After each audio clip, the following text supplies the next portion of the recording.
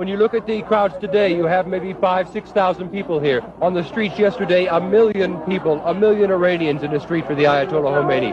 Does that not give you concern? Does that not make you afraid?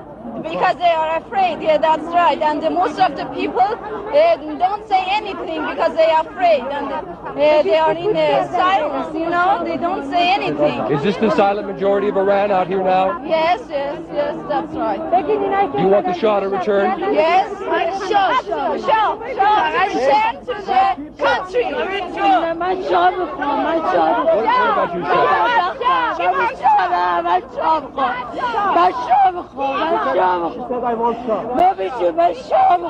Shah? Why do you want the Shah? Why does she want the Shah?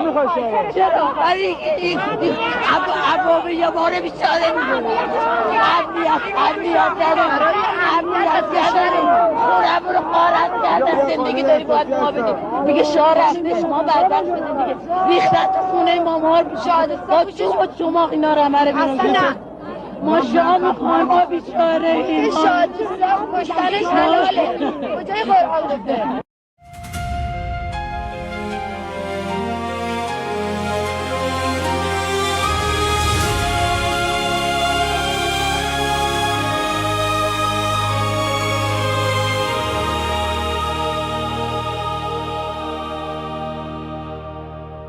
"47 years we've been bleeding in the dark, under the shadow of the Islamic regime, with a stone-cold heart. They silenced our voices, they turned off our light. 58 days without internet, but we still fought the night. Our children took the streets, they raised their empty hands, and the world looked away. Do you understand? Do you know Europe? Do you know what's been done? Do you know Europe? 42,000 souls are gone, killed in 2 days by a regime drenched in blood. Do you know Europe?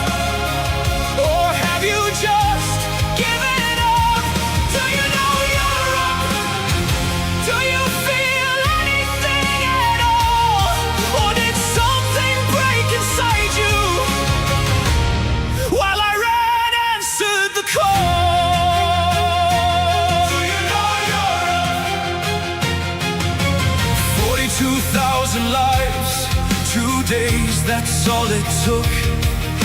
Mothers and fathers and sons, did you even look? We stand with Crown Prince Reza Pahlavi, our hope and voice. Millions behind him marching, he is our only choice. He only fights for freedom, democracy and human rights.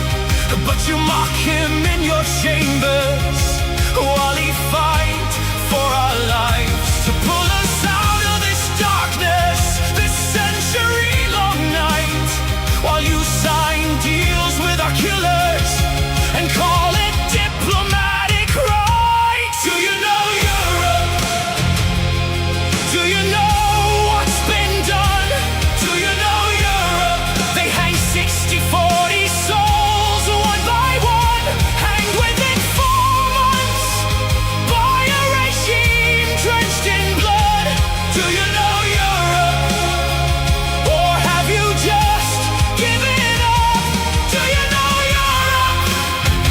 Do you feel anything at all? Or did something break inside you while Iran answered the call? Do you know Europe?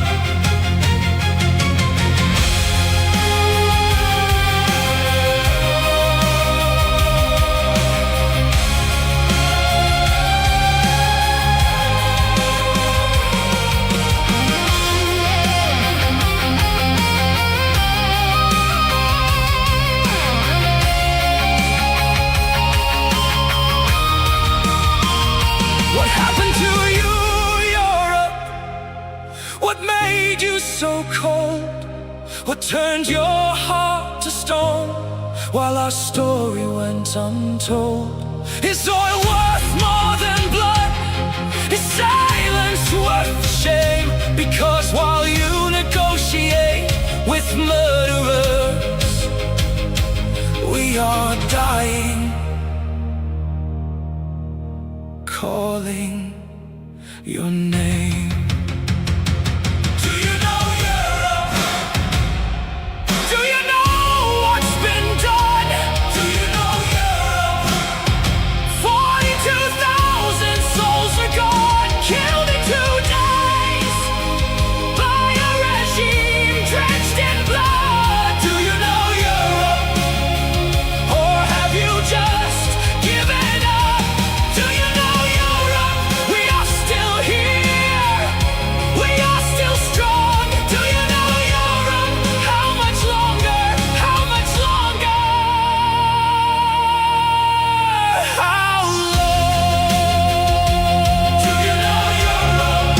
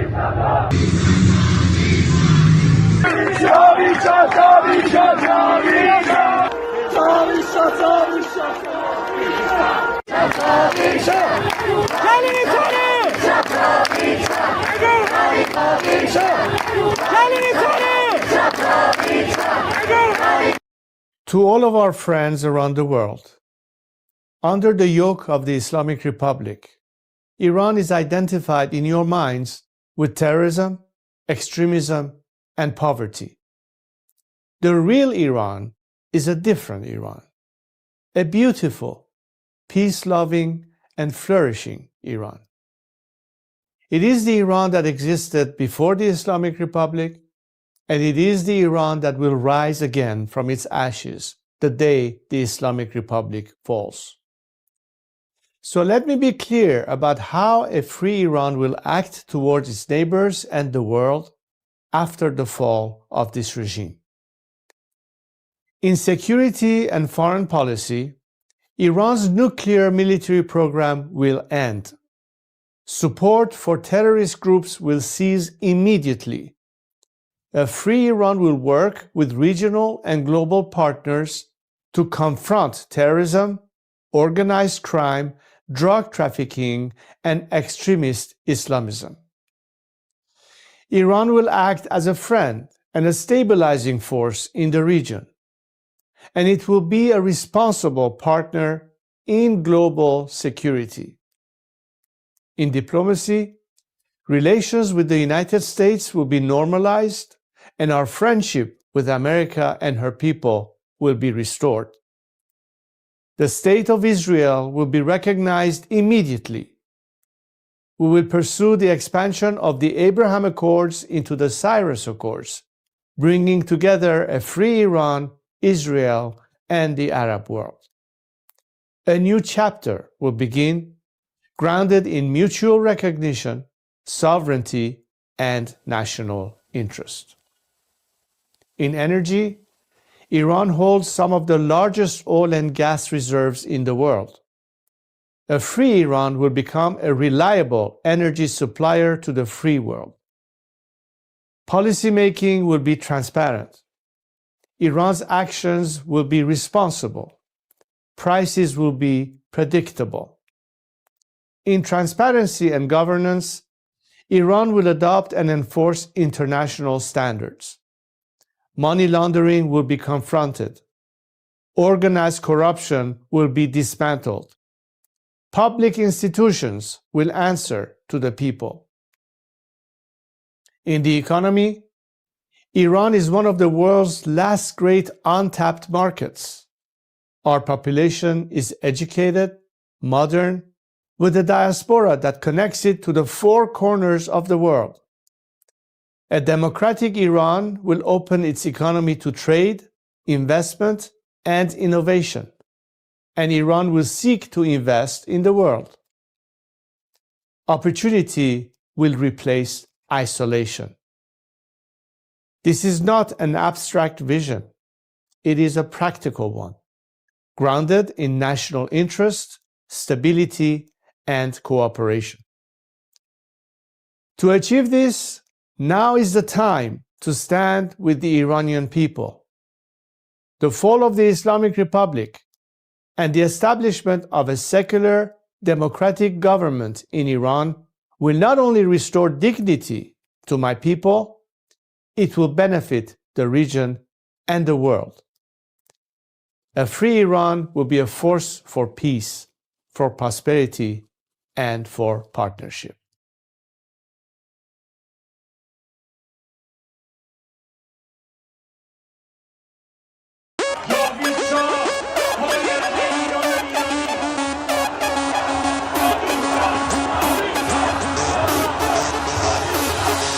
وقتی واسه غم نی گرچه قصه هامون کم نیست همه خسته ایم قبولم ما فرصتی واسه ماتم نیست روشن میشه فردا خورشید سرزمین ما سرم باز و سینه سپر بلند میگم جاوید شاه وقتی واسه غم نی گرچه قصه هامون کم نیست همه خسته ایم قبولم ما فرصتی واسه ماتم نیست روشن میشه فردا خورشید سرزمین ما سرم باز و سینه سپر بلند میگم جاوید شاه روبروم یه واژه یه هدف به نام انتقامه پشت سرم دعای مادر و تو دستم تفنگ بابامه.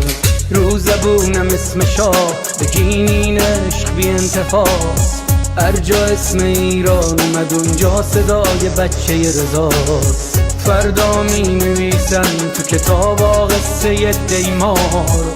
بگو با تیر جنگی کشتن بچه های بیگناه رو. بگو از بخت مادرها شیر زنا و دخترامون. بگو تنها شهید شدیم تا تنها نمونه شامون. وقتی واسه غمی گرچه قصه آمون کم نیست. همه خسته این قبولم ما فرصتی واسه ماتم نیست. روشن میشه فردا خورشید سرزمین ما. سرم باز و سینه سپر بلند میگم جاوید شاه. وقتی واسه غمی گرچه قصه آمون کم نیست. همه خسته این قبولم ما فرصتی واسه ماتم نیست. روشن میشه فردا خورشید سرزمین ما.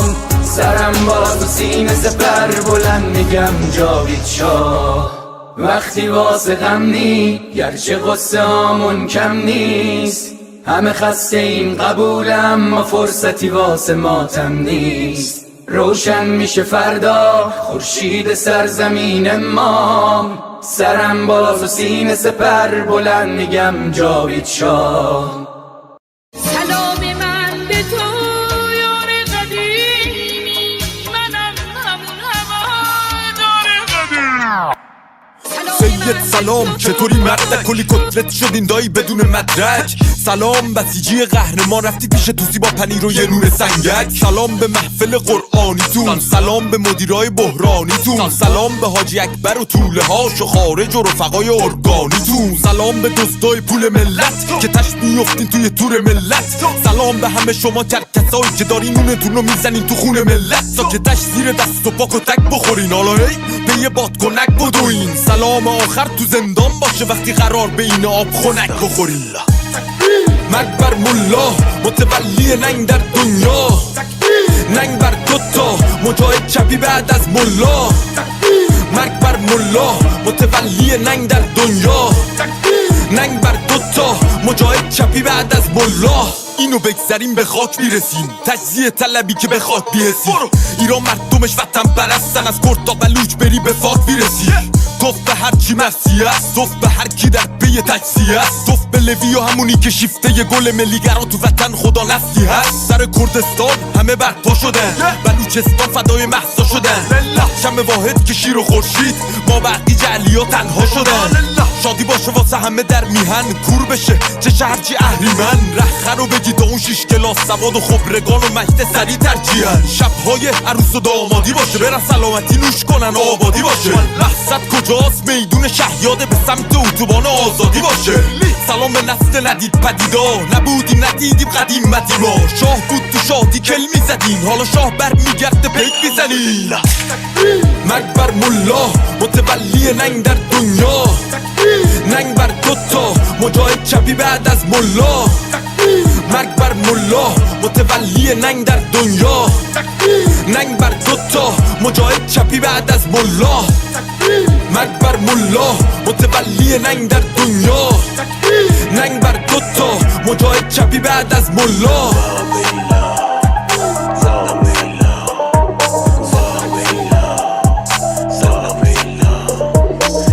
آهنگ به این خوشگلی با نوایده بود، اسم این عشقانه رو توش بیاریم ولی خب لازم بود دیگه. فکر کنم با نوایده.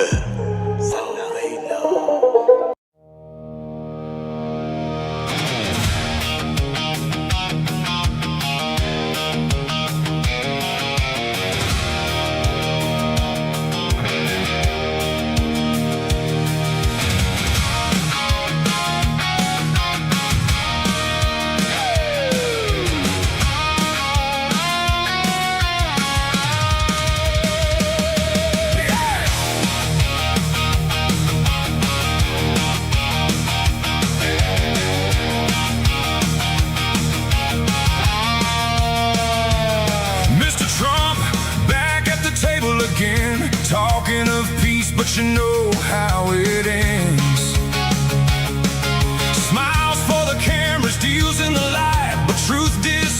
somewhere out of sight. Mullahs behind it, controlling the flow. You shake hands with fire, but you already know. Deal with the devil, you know what it costs. Promises fade while the lines get crossed. Deal with the devil, you hear their call. Voices in chains still rise and fall. Deal with the devil, don't look away while lives are taken day by day. Mr. Trump, hear the streets, hear the cry. Iranians want freedom, they're reaching high. From cells to the shadows, their voices still grow, dreaming of a future they don't even know. Deals at the top while the pressure runs low, and down below the fear continues to grow. Deal with the devil, you know what it costs. Promises fade while the lines get crossed. Deal with the devil, you hear their call. Voices in chains still rise and fall. Deal with the devil, don't look away while lives are taken day by day.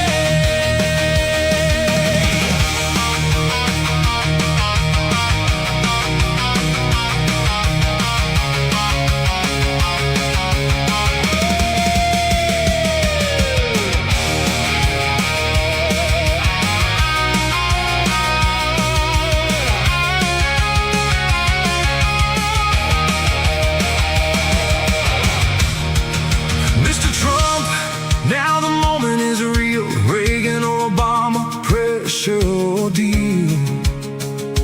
One stands firm, one bends to the game. History writes down the choice and the name. Stand with strength, don't let it all go. You don't free millions by moving too slow. Mr. Trump, if you give them that deal, they keep the power, they tighten the seal. More voices silenced, more lives erased, while freedom is pushed further away. Be the Reagan they need, take a stand, don't trade their future for a sake of a hand. Deal with the devil, you know what it costs. Too many lives already lost. Deal with the devil, you hear their call. Iranians fighting, they won't let it fall. Deal with the devil, don't look away while lives are taken day by day. Mr. Trump, be like Reagan, no deals with the devil.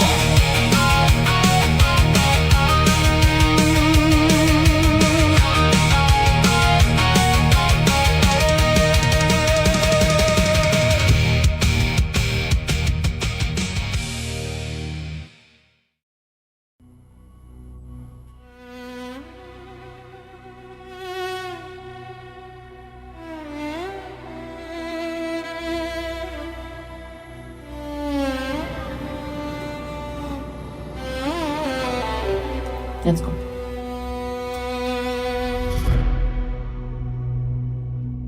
میخوام بگم از دلم، از عشق به این میهنم، به امید روز شکست دشمن شاه برمیگرده به وطن.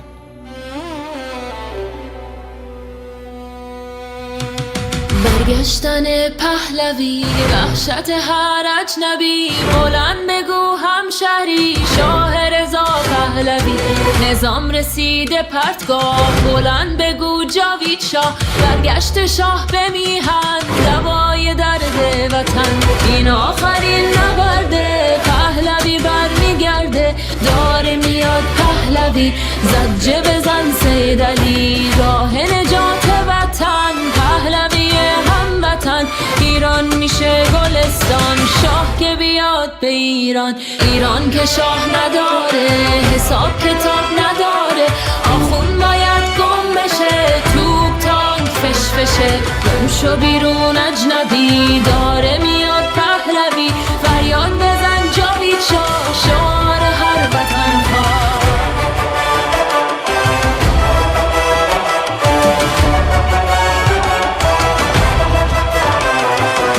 شاه میخوایم نه ملا بزار بشنوه دنیا ایرانی داد بزن شاه تو فریاد بزن برگشتن پهلوی وحشت هر اجنبی بلند بگو هموطن شاه رضا پهلوی فریاد بزن جاوید شاه شعار هر وطن خواه بلند بگو جاوید شاه شعار هر وطن خواه فریاد بزن جاوید شاه شعار هر وطن خواه بلند بگو جاوید شاه شعار هر وطن خواه فریاد بزن جاوید شاه شعار هر وطن خواه بلند بگو جاوید شاه شعار هر وطن خواه.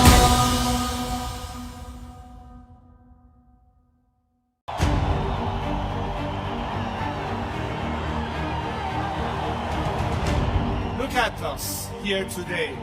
We see so many flags representing so many nations. We know we are not alone, and we thank you for being with us.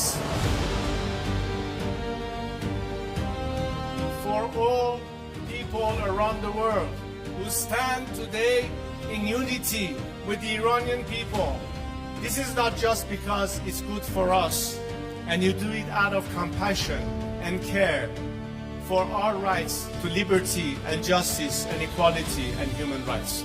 But understand that it is in your best interest too, to have, unlike this regime that has been propagating terror and radicalism, we the people of Iran are peacemakers and not warmongers. We like to be friends, especially with the free world.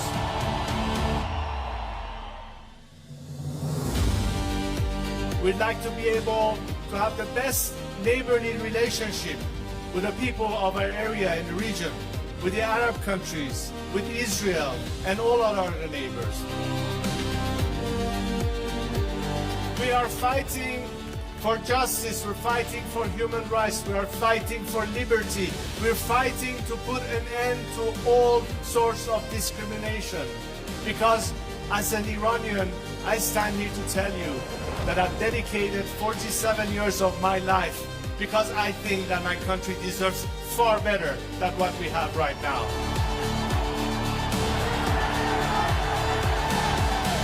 To now understand that their best remedy is to support the people of Iran, because ultimately a free Iran will be your best partner, not just to bring stability and peace, but it will be in your best economic interest and opportunities. Together we can prosper again, and the world will be so different once the Iranian people are free. I am here to guarantee a transition to secular democratic future. I am committed to be that leader of transition for you, so we can one day have the final opportunity to decide the fate of our country through a democratic, transparent process, through the ballot box and free elections. And let's make sure that this time, especially the free nations of this world and their governments, stand on the right side of history.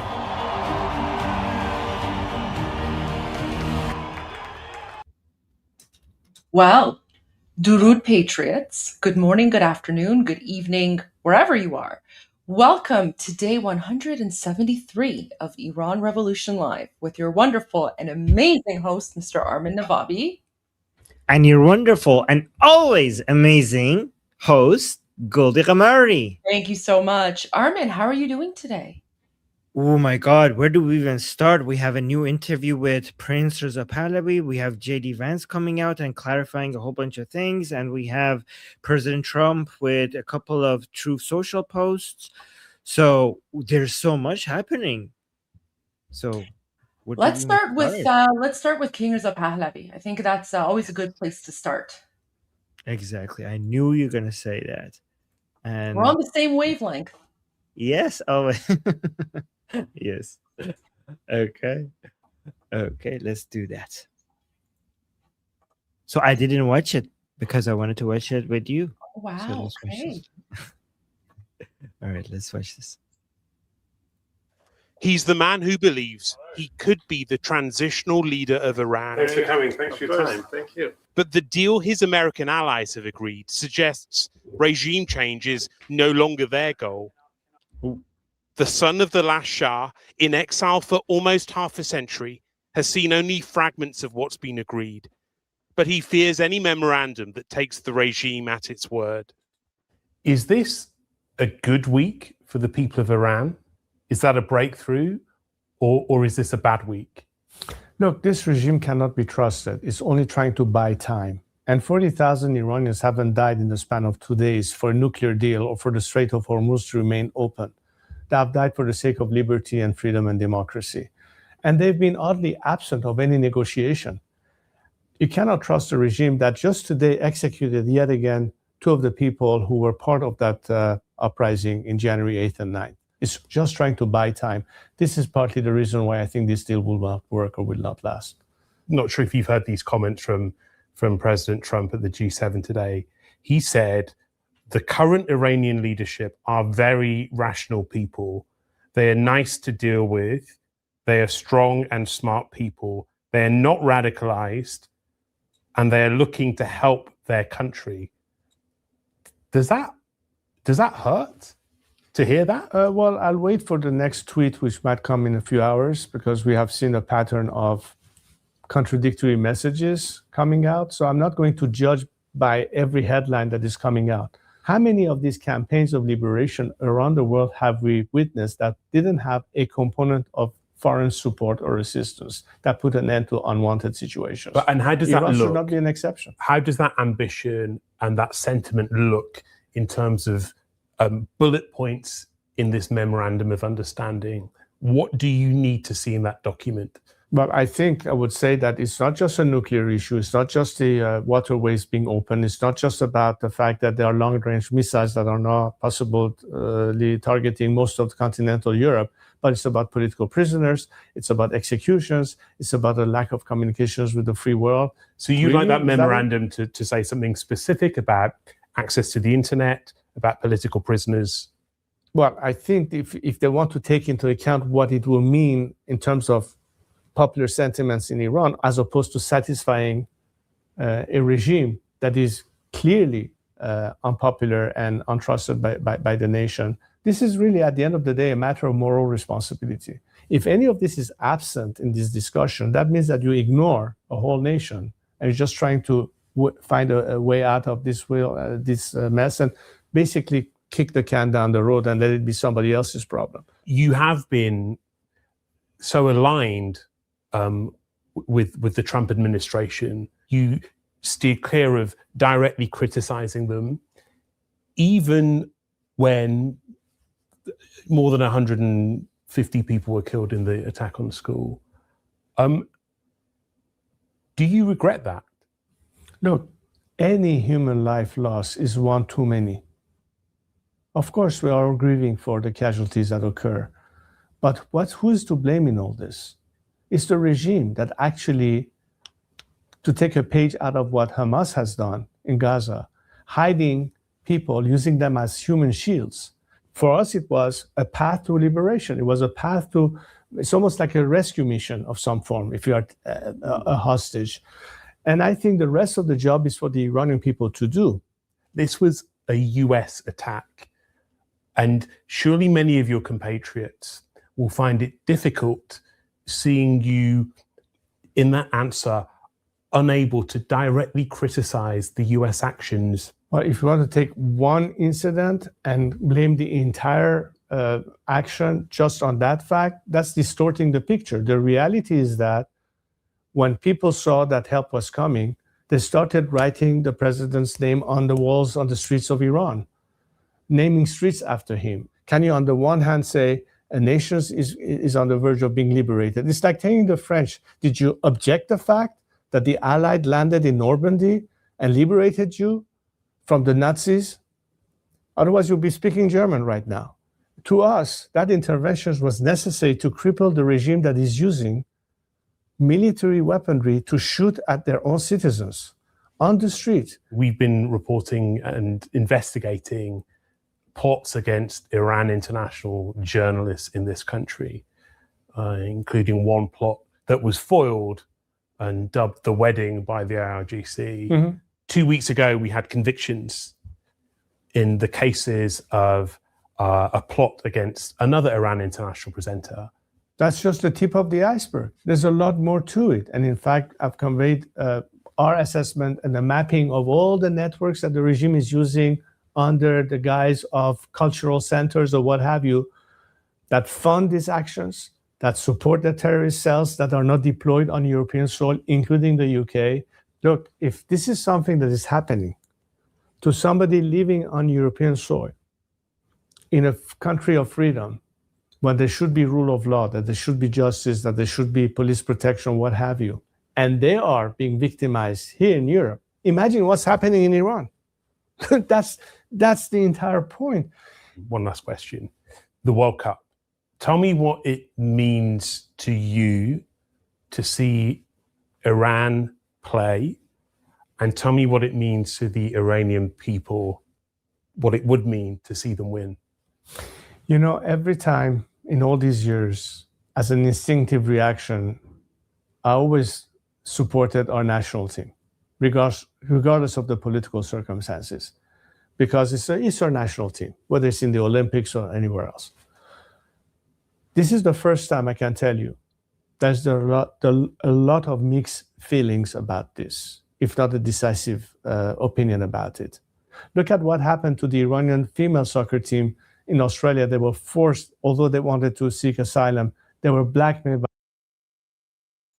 I don't know why they cut it here. And I saw people in the comments complaining.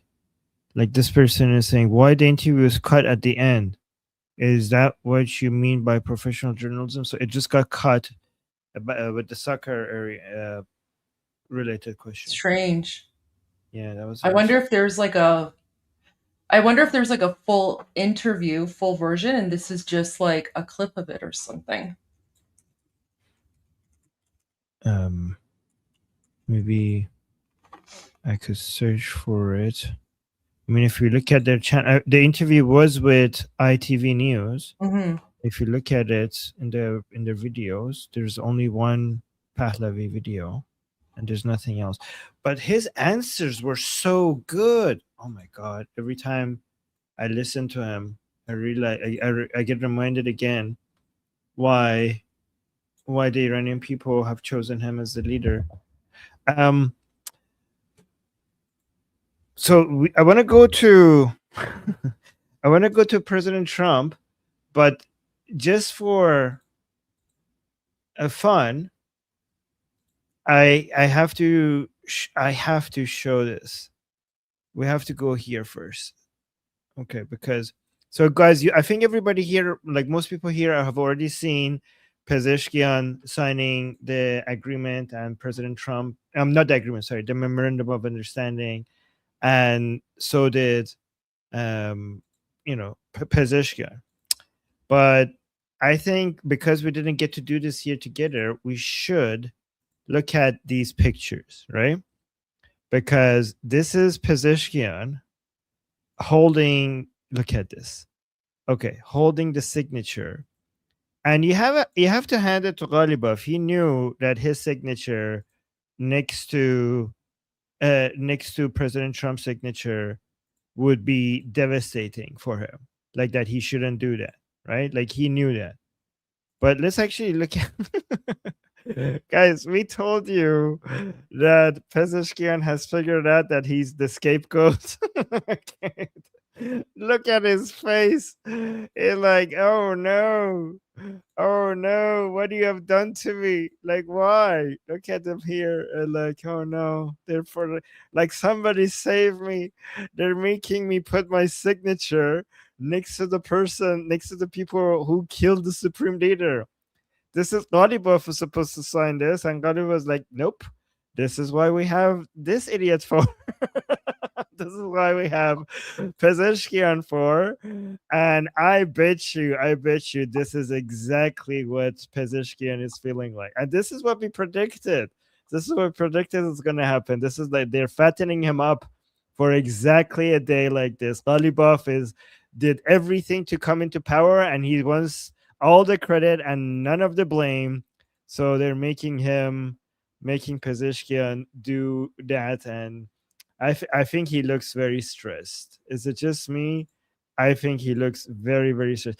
Guys, you know what happened here? So they took this picture and they were like, okay, it's too obvious that you're not happy. It's like, it's a bit too obvious, right? Can you smile? And then this is his attempt at I think this is exactly what happened.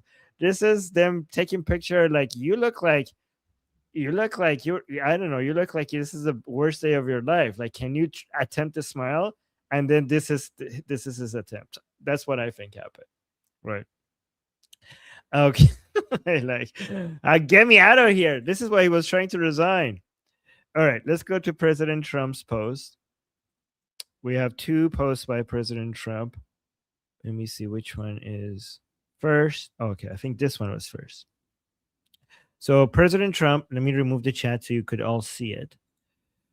President Trump posted, "These fools who think I haven't been tough enough on Iran when the stock markets just hit a record high and oil prices are tumbling down are either jealous, bad people, or stupid. Make America great again, President Donald J. Trump." And guys, you have to, no matter, I know there's a lot of disagreements between, between what we think about what President Trump is doing, whether it's good or bad. But whatever side of this you're on, like, it's pretty obvious. Like, let me know. I'm gonna make 2 statements, and tell me if I'm wrong about any of them. Okay, let me know in the chat. No president of the United States have caused more damage against the Islamic Republic than President Trump. Do you guys agree with that? Is that a true statement? Because I think that's an obviously true statement. So some of you are upset because even though it was the greater, it was not at the level that you were expecting. Some of you are actually thinking that a lot is still about to come. So if this is not done, the MOU is not binding. It's not over until it's over. Like, people need to wait and be patient and see what happens.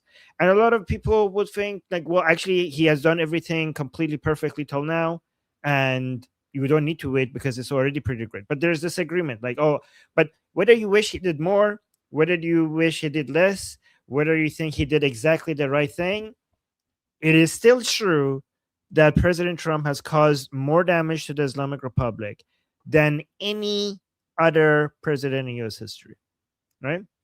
So that's one. I think that's pretty obvious. Another statement that I think is true, that was the first statement. Another statement that I think is obviously true is whatever expectations that you have of President Trump, whatever you think he did good or he did bad, he is by far, with a huge margin, better than a Democrat in the White House with regards to the Islamic Republic. If you are unhappy, if you're happy, if you think I'm grateful, but I wish it was better, whatever you think, if instead of President Trump, there was a Democrat in the White House, it would be worse. We are in a much, much better position right now with regards to the Islamic Republic because President Trump is in the White House. May I remind you that Khamenei is dead, right? I think these are, okay, people are saying true. Okay, totally agree. Okay, so I'm not saying don't criticize. Obviously criticize. Obviously, you could voice your disappointment. You should do that. I just have 2 suggestions. 2 suggestions. If you want to criticize President Trump, do 2 things. Do it respectfully, and also express your gratefulness for what he has done already. Criticize, express your disappointment, but also express how grateful you are for everything he has done against the Islamic Republic. And then after that, express your criticism. Here's the way that you could tell if you are helping or hurting our cause. Think about the followers of the Islamic Republic and ask yourself, if they were reading my comment, would it motivate them? Would it give them hope? Would it make them happy? Okay. And if so, then ask yourself if what you're doing is helping our enemy or hurting our enemy. I think that's a pretty good standard, in my opinion. Right? So that was the first comment of President Trump. Let's go to the next one. Another one posted by President Trump is saying, oil is flowing. Iran can never have a nuclear weapon. The world will be safe. The stock market are roaring. Jobs at records and prices are dropping. Affordability, in parentheses. Our country is strong, safe, and respected like never before. You're welcome, President Donald J. Trump. Okay, so this is actually really good timing for this. A lot of you might think, who cares about the stock market? Who cares about the job market? People are dying. People are like not getting enough food. Their life is miserable. The Iranian people are occupied. And what is this priority over the stock market and jobs? Okay, here's what you have to take into account. Given that we already agreed that it's better for Iranian people, Israelis, Americans, and the whole world for the Islamic Republic to get weaker, and if we have Democrats in charge in Washington, D.C., the Islamic Republic is going to get stronger, not weaker. And given that United States is a democracy, then the way the Americans vote is should be everyone's concern. Everyone in the world. Like, it's not just Americans who will suffer from Democrats gaining power in the Washington, D.C. Everybody on the planet will suffer by having in the White House people who are allies of the Islamic Republic, basically the Democrats. So even if you're not an American, you should want the stock market in the United States to be going up when Republicans are in charge. You should want the job market to be showing good numbers when the Republicans are in charge. And you should want, even if you don't live in the United States, you should want inflation to be low in the United States when Republicans are in charge.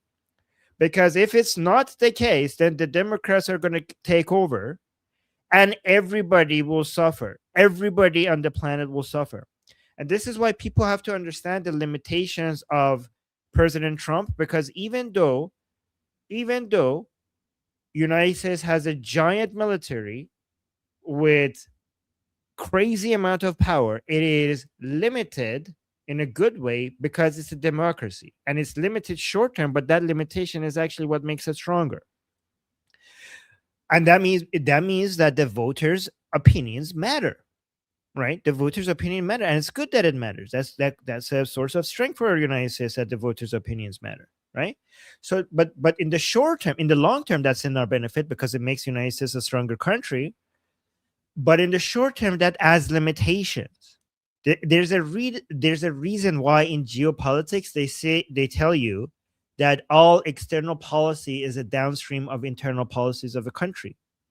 So President Trump might have less limited in military operations compared to other countries, but because the United States is a democracy, he's limited and by what he can do because of political capital, and he has to do sometimes what we want him to do is not exactly what would be best for the internal politics of the United States. And it is important for President Trump to prioritize internal politics so he could be more effective at external politics, as foreign policy. So sometimes all of us have to agree that, okay, oil prices need to come down. And that might mean, pausing military operations, because if oil prices are high, if gas prices are high, if egg prices are high, then the Democrats might, take over even more in the midterms. And none of us should want that. Right? So just understand that President Trump, his priorities are not just based on external foreign policy, but also internal politics. And the internal politics are important so that his hands are not completely tied by the Democrats when it comes to his foreign policy. Yes, Cyrus is not up. He's saying oil is flowing, blah, blah, blah. Oil needs to flow for President Trump to be able to maintain more control in his internal politics, because, again, we don't want Democrats to completely take over. I think that's fair. That's a fair thing to prioritize. Okay. And let me see. We have another clip by Prince Reza Pahlavi that I just noticed on LBC. So let's actually listen to that as well. This is only 50 seconds. Where's the rest of this? We are going to continue this fight. I think the world needs to understand that the Iranians are not going to give up their fight. They're courageous. They're willing to sacrifice. And this is, at the end of the day, how history shapes itself. Eventually, they'll go down. They will fall on their own sword. And hopefully we'll have much more support by countries that until now have been hesitant to take a strong stance vis-a-vis the regime. They've been timid. They've been blackmailed by... So I actually found the full version. Let's go watch this. Good thing I saw that. So let's go to Prince Reza Pahlavi's full version of this interview with LBC. And guys, I see the super chats. We will respond to them in 25 minutes, but let's actually go through these updates first.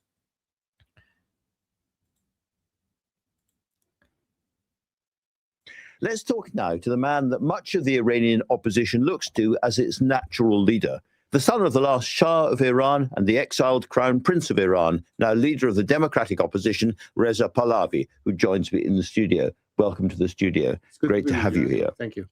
I'm just wondering how you regard this so-called agreement. I was noticing some of the words that President Trump has used within the last hour. He says that the new regime in Tehran is smart and smarter than the previous ones, that they love their country. And he says that is regime change.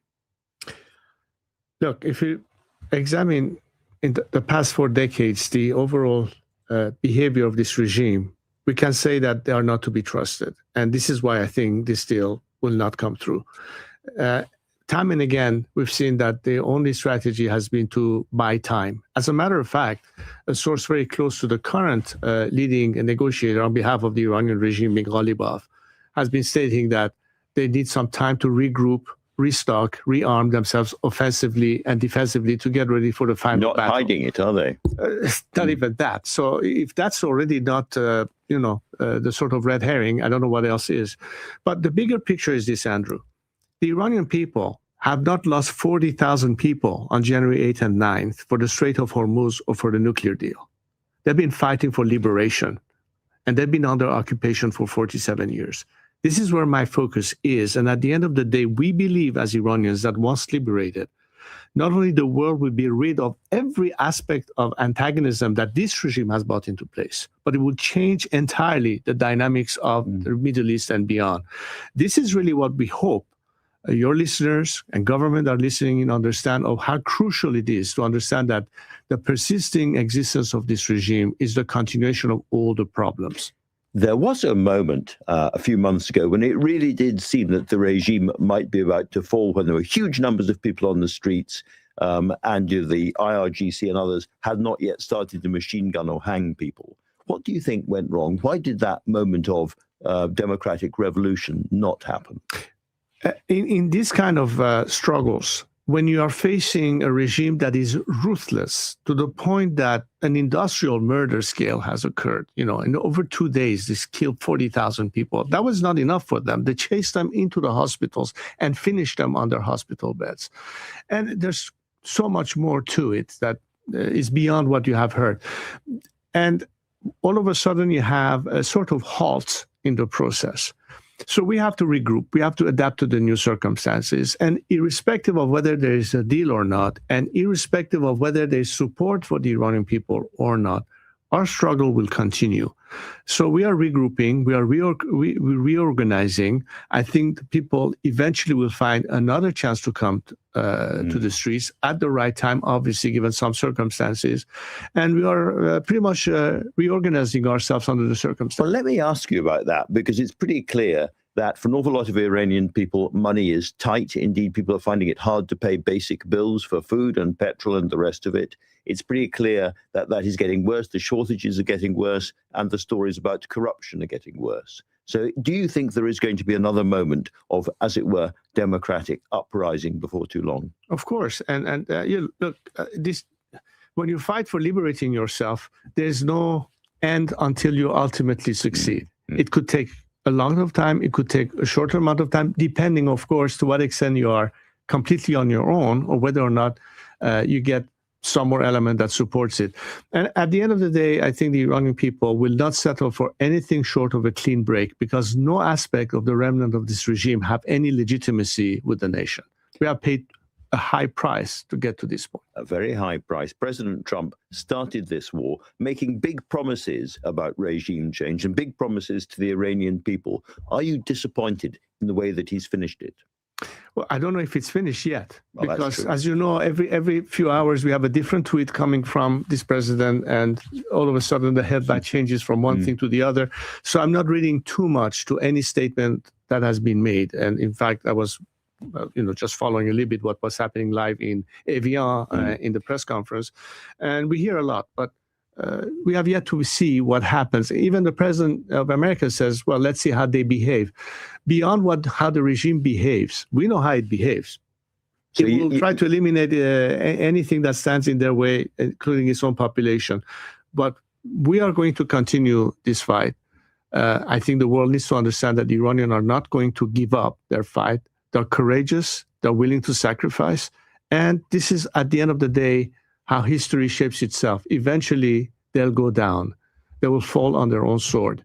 And hopefully we'll have much more support by countries that until now have been hesitant to take a strong stance vis-a-vis the regime. They've been timid. They've been blackmailed by hostage-taking by the regime, or now threatening the Strait of Hormuz.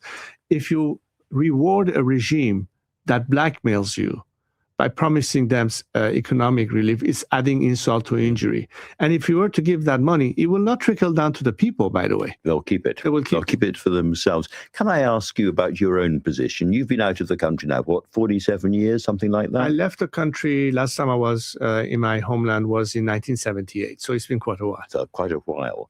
Now, you've mentioned in the past other sort of democracies with monarchies attached to them. And you've said that your job is to be a bridge and an enabler for the democratic regime that eventually follows. But are there circumstances in which, as a member of a royal family, you yourself would stand for an election and actually want to be part of the political process? Well, I'm glad you're asking the question, because it has never been a case for me to run for office or position. But I'm uniquely placed to be an agent of change and transition. There's a trust in me. That's why when on January 8th at Make a Call, millions of people came out there supporting me and chanting my name and asking for my leadership. And what I'm offering as a transition post-regime collapse is the opportunity for the Iranian people to determine their own future through free and fair election. Part of our job is to manage the country's affairs in the meantime and allow and prepare the grounds for such constitutional assembly. You want to be the bridge, not the final destination. Exactly. And I think as such, I have to remain neutral. I'm not advocating for any specific form of government. That's for the people of Iran to decide. But it has to be based on secular democratic values and principles.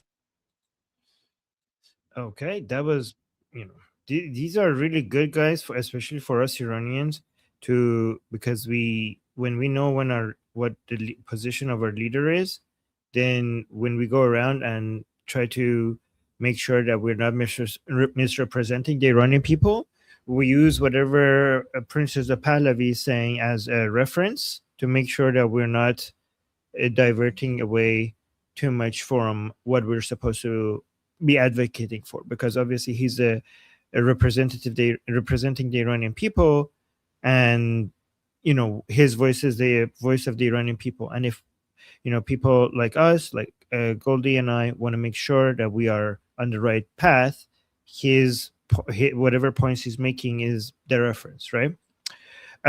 There's another interview. I don't know if you guys are interested in watching this. It's me on I-24. I just finished it. Do you guys want to watch this or no? Is there any demand for this in the chat? I just finished this. It's 9 minutes. Yes? Okay. So, okay, yes? Okay. Thank you, guys. Let's watch this then. Maybe celebrating this U.S.-Iran deal, but not everyone is popping champagne. Messages coming out of Iran right now tell a very different story. Ordinary Iranians, people who lived through anti-government protests, the airstrikes, the hunger, the blackouts, they're now reading through this memorandum and asking one simple question: where are we in this?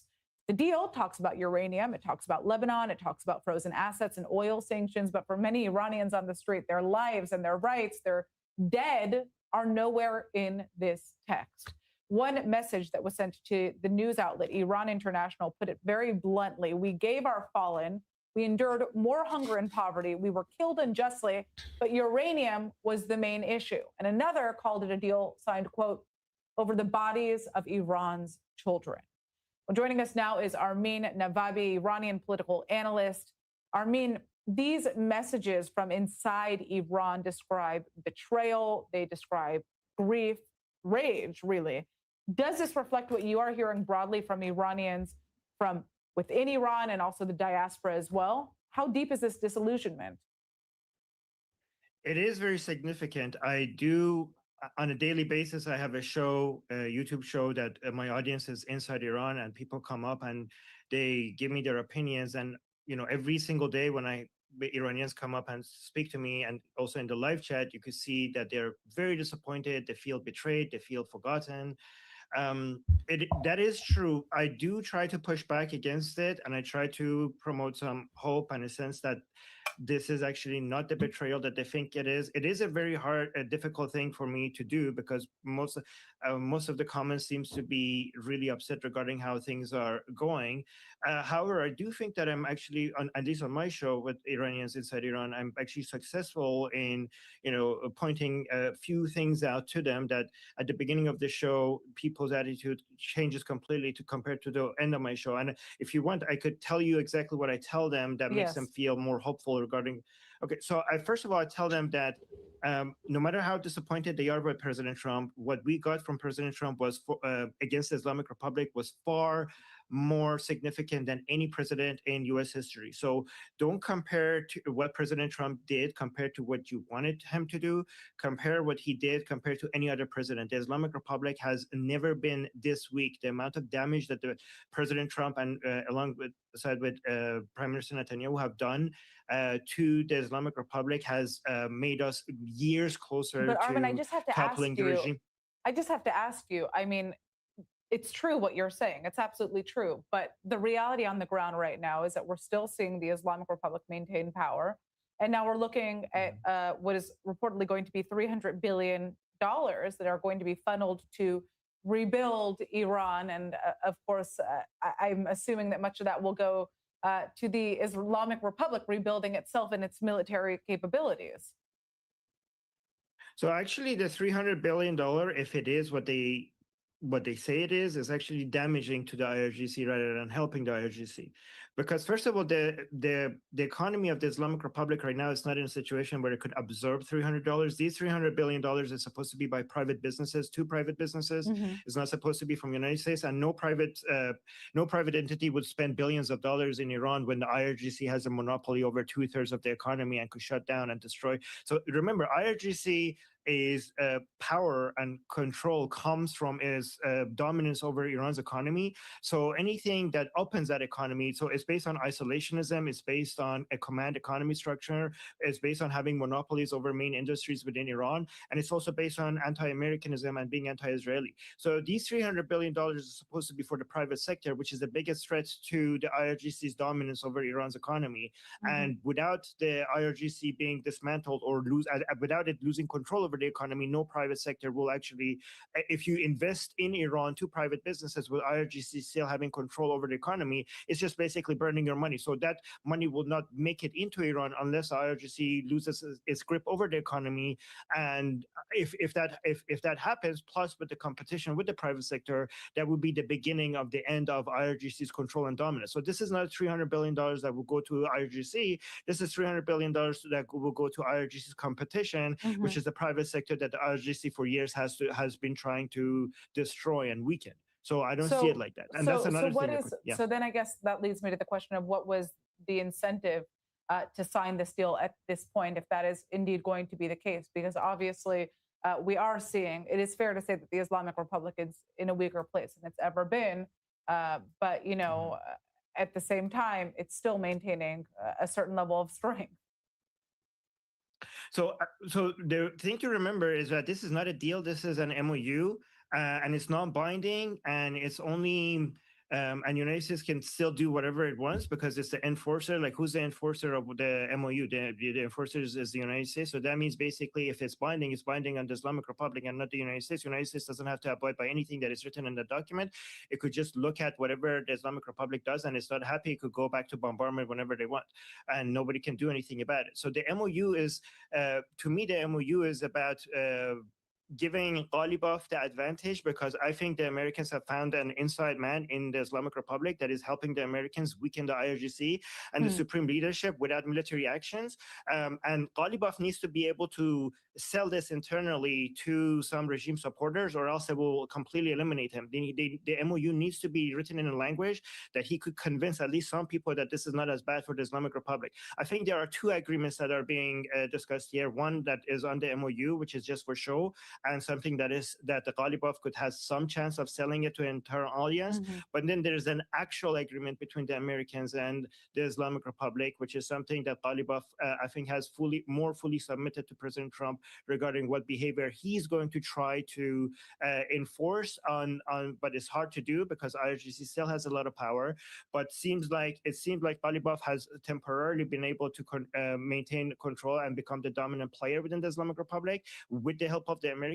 So if you have somebody within the Islamic Republic that is selling out IRGC and the supreme leadership and the Paidari camp with the help of the threats from Americans, this is a much more efficient, less costly, less chaotic way of slowly lowering the power of IRGC and their grip on power within the Islamic Republic. And I know a lot of people wanted this to be a sprint. I think it's more of a marathon. I think the Americans and Israelis experimented with seeing if this is a sprint. It ended up not being a sprint. It's a marathon. I see a lot of people being disappointed because they wanted the toppling of the regime happen faster, and it's completely justified because the Iranian people are suffering and people are being executed. So it's completely understandable. It is important to remember that we are moving in the right direction, though, even though it's not happening as fast as we want. Every single month, the Islamic Republic is getting weaker, and every single month, the Iranian opposition under the leadership of Prince Reza Pahlavi is getting stronger against the Islamic Republic. So as long as we keep moving in this direction, we'll eventually going to win.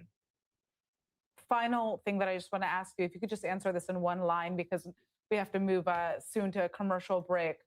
Do you think the majority of the Iranian public still trusts this U.S. administration? The majority of the Iranian people trust Israel and Prime Minister Netanyahu, and honestly any other prime minister that comes into power within Israel. On the United States, there's a lot more division right now. I have to admit, there's a lot more division. I try to convince them that even if they're frustrated with President Trump, we have to be grateful that he's a president that has done more than any other president, and we have built a lot of bridges with the Americans, and it doesn't make sense for us to burn those bridges. So I try to convince them to keep supporting President Trump. All right, Armin, it was fascinating to hear your take on all of this. Thank you so much for joining us. Thank you for having me. Somebody said, wow. You see that last few seconds? I don't know what the other panelists said after I left, but one of them said, thank you for having me. Okay. Somebody said, wow. Okay. What do you guys think? Okay. Good? Goldie, what do you think? That was great. Well done. Yeah. Thank you. Thank you, Goldie. Okay, Goldie's happy. If Goldie approves, then I'm doing something right. Okay. All right. Thank you, guys. Oh, you guys are being so sweet in the chat. Thank you, guys. Oh, okay. All right. We need to now go to something else. Yeah. Okay. Wow, you guys. Oh my god. I'm gonna go to something else, but I want to read your comments because you guys are being so nice. And I'm like, wait, let me actually just read these comments a little bit. Okay. No, okay. Let's move on. We're out of time. we're behind. Okay. All right. Okay. Thank you guys. You guys are being so sweet. All right. Let's see. We had some clarifications from JD Wens. Where's these? Oh, thank you guys. First of all, I think the president's peace plan in Iran is already bearing real fruits for the American people. Last night, 12.5 million barrels of oil went through the Strait of Hormuz. That is a high since the beginning of the conflict. Oil prices are down nearly at their level from the pre-war conflict. Gas prices dropped below $4 a gallon today for the first time since the conflict. And importantly, they're going to keep falling further given how low oil prices are. On the military side, the Iranians, for the second night in a row, did not shoot at any ships in the Strait of Hormuz. So far, they are honoring their end of the commitment.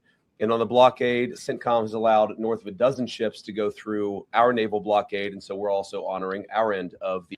So this is very interesting. We have to see how much Ghalibaf has managed to get control over different segments of IRGC. We saw Musavi, Abdullahi, Ghani, and I think Zolgar, I don't remember, coming out and endorsing the negotiations and endorsing the negotiators, which seems like Ghalibaf has managed to maintain control over most of the leadership within IRGC. We haven't seen Vahidi bend the knee to Ghalibaf, but what is more important is behavior. Because IRGC, there's so many different fragments within IRGC. If for a long time we don't see anybody shooting at commercial ships, that means Ghalibaf's takeover has become complete, at least for now. So this is really important, guys. There's three segments. So Ghalibaf is one segment of the Islamic Republic right now. The other three segments is the Supreme Leadership, IRGC, and the Paidari Camp. Okay, so to observe whether IRGC has fully submitted to Ghalibaf, we have to see if there's going to be any shootings on the commercial ships and what is Hezbollah is going to do against Israel. That is going to be what we're going to measure to see if Ghalibaf has managed to take control. When it comes to the Paidari camp, we saw Mir Bagheri coming out and endorsing the negotiations as the spiritual leader of the Paidari camp. But to observe if that is going to change, be translated into behavior, we have to see what influential people within the Paidari camp are going to say, like Sabeti, like Rasai, like Nabavian, like Raifipur. And also we have to observe in Khamenei's funeral if there's going to be fighting within different pro-regime people in the streets. Like, are we going to see people fighting, or does the Islamic Republic is going to be effective at keeping everybody in control? With regards to the Supreme Leadership, we already saw an official statement weeks ago from the Office of the Supreme Leadership endorsing Ghalibaf. We have to see if there's going to be any other statements basically doubling down on the endorsement, or is there any criticism will be coming out. So this is that. So we already have the statements from the leaders. Now we have to see the behavior, right? Strait of Hormuz. So far, they are honoring their end of the commitment. And on the blockade, CENTCOM has allowed north of a dozen ships to go through our naval blockade. And so we're also honoring our end of the early part of the agreement. On the military side, a couple of things that are still true and will be true whether the Iranians comply with the rest of the deal or not. Number one, their nuclear program has been completely destroyed. Their capacity for enrichment, the facilities at which they were using to develop enrichment and develop a potential nuclear weapon, those facilities are still destroyed. Their conventional military is still destroyed. Their capacity to threaten their neighbors is still largely gone. And now we see whether they are willing to comply with the next step of the president's peace plan. Okay. So that was one update. Let's actually watch this one now. This is also Iran related. I've seen skeptics of the deal. People say the Iranians will never change their behavior. Well, maybe that's true. And if so, they don't get any of the benefits of the bargain. But isn't it worth trying? Isn't it worth seeing whether this incredibly weakened position that the president of the United States has put the Iranians under whether that motivates them to change their behavior, not just vis-a-vis the West, but vis-a-vis the Middle East. And one of the interesting things about this is, you know, the technical details of this we can, of course, get into. There are going to be any number of opinions about the negotiation, about where it's ultimately going to go. But I tend to think that you should trust the people who know the Iranians the best and who have the most to lose. What are the Gulf Arab states saying about this deal? What are they saying about this deal compared to the JCPOA in 2015? This is the Obama nuclear deal. Well, back then, they hated that deal. They felt like it empowered the Iranians to be bad actors across the region. And of course, that's exactly what happened. They were right about that. What are they saying about the president's peace deal? They're saying this is an amazingly transformative thing for the region because either way, we and the broader region win. Iran is weakened, their nuclear program destroyed, their economy in desperate straits. And if they change their behavior, big things are going to happen for Iran and for the world. If they don't, no skin off our backs. Either way, we win. And that's the way the president has set up this deal and this negotiation. So this is something that we have to actually observe. Some people are concerned that there's going to be sanction relief for the Islamic Republic before there's any progress made on the enriched uranium part. If that does happen, that's a genuinely that is a proper concern to have. So let's again remember, guys, what they write on the MOU and what actually happens are completely two different things, and we actually should be judging this more based on what happens, more than based on what is actually being said or even what is actually being signed. Right? So yeah. So let's see where we get with that. And that's a proper criticism, by the way, for the sanctioned relief to actually not just be signed, but actually be put into effect, like we actually observe it. If that happens before any enriched uranium leaves Iran, that is a proper criticism, in my opinion. And let's watch this one now. The part of the peace plan, the part of this MOU that I think have been most misrepresented by certain parts of the media is the idea that the Iranians get all these benefits. You will hear things about $300 billion or $24 billion or this or that number of money. Yeah, so the $300 billion, if it is what they actually say it is, I'm not actually upset about that. The $24 billion, if it's a path towards getting the enriched uranium out, is so much, so low, so very little in significance compared to everything the Islamic Republic has lost. And honestly, the enriched uranium is worth more than the $24 billion. These two are not the concern. The sanctions relief is the concern, in my opinion. So I think people exaggerate what the $300 billion, misrepresent what the $300 billion is about. They exaggerate how bad the $24 billion is, but the proper criticism is neither the $300 billion or $24 billion. The proper criticism would be the sanction relief section without even getting the enriched uranium. That is the proper criticism, in my opinion. Let me know if you agree. Get all these benefits. You will hear things about $300 billion or $24 billion or this or that number of money or amount of money. And the simple fact is that the only way the Iranians get any of those resources, not a single penny, by the way, from the United States of America under any circumstances, but the only way that they would ever get any benefit of the bargain is if they comply fully and change their behavior. Yeah, so that is true regarding the 24 and the 300, but not, it seems like at least maybe people are concerned that that's not true regarding the sanction relief. It seems like they're just getting the sanction relief right at the top, but I don't know. We'll see. And so you really have a win-win situation for the United States of America. If the Iranians don't change their behavior, their military and their nuclear program is still destroyed. If they do change their behavior, then they are going to have a transformative relationship with the Middle East, and the Middle East will have a transformative relationship with the people of Iran. That's a win for the American people and for the President of the United States, regardless of which option the Iranians ultimately choose. We obviously want them to choose the right option. The interesting thing about their system, and I think it's important for the American people to appreciate this point in particular, is that there are real divisions within their country about how exactly to proceed. And what we've seen over the last couple of months is that the pragmatists within the Iranian system, the people who really do want to transform their relationship. Oh my God.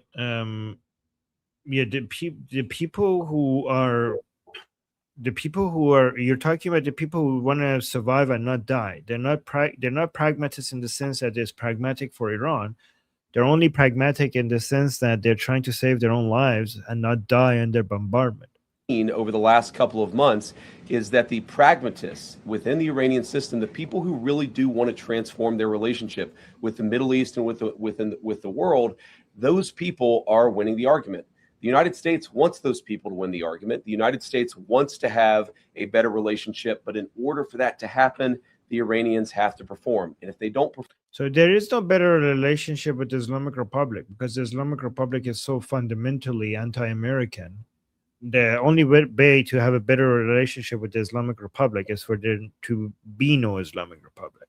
In order for that to happen, the Iranians have to perform. And if they don't perform, as we've said before, they don't get any of the benefits of the bargain. So what I'd ask all of you is just to report honestly that the United States isn't giving up a cent of money to Iran, and even the economic benefits, the sanctions relief and so forth that comes along with this bargain only happens if the Iranians perform. Wait, what? This last part, is that true? It was just to report honestly that the United States isn't giving up a cent of money to Iran. So that's true, okay. And even the economic benefits, the sanctions relief and so forth. The sanction relief, is it only going to be based on performance? Because people are saying it's already happening. That comes along with this bargain only happens if the Iranians perform. Okay, I mean, we'll double check that because then I'm getting, then we're getting the wrong reports. I hope that's true. You're not gonna, so there's no sanctions relief right now because I thought they're already gonna go with sanction relief before waiting for anything else. I haven't heard that. I mean, the Islamic regime is known to lie, but from the beginning, Trump and JD Vance and even Pete Hegseth today, they've all made it very clear that this is performance-based, so nothing is being released. Okay, that would make it so much better. So much better. Thank you for that. Okay. If that is true, then honestly, I don't know why people are panicking over this.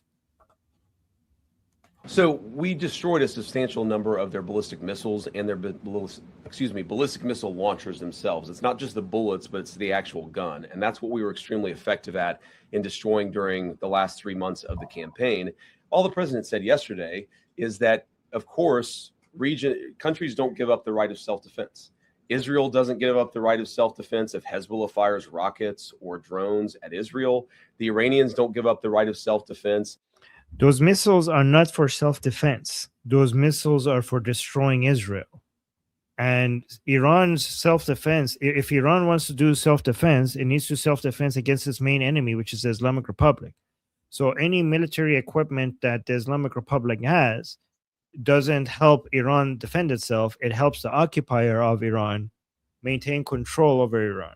So if you want to give Iran the right to self-defense, then arm the Iranian people. The Islamic Republic having missiles has never been for self-defense. It's always been about destroying Israel. And they are not Iran. They're the enemies of Iran, and they're occupying Iran. And any military equipment they have empowers them to maintain more control over Iran. So this has never been about defense.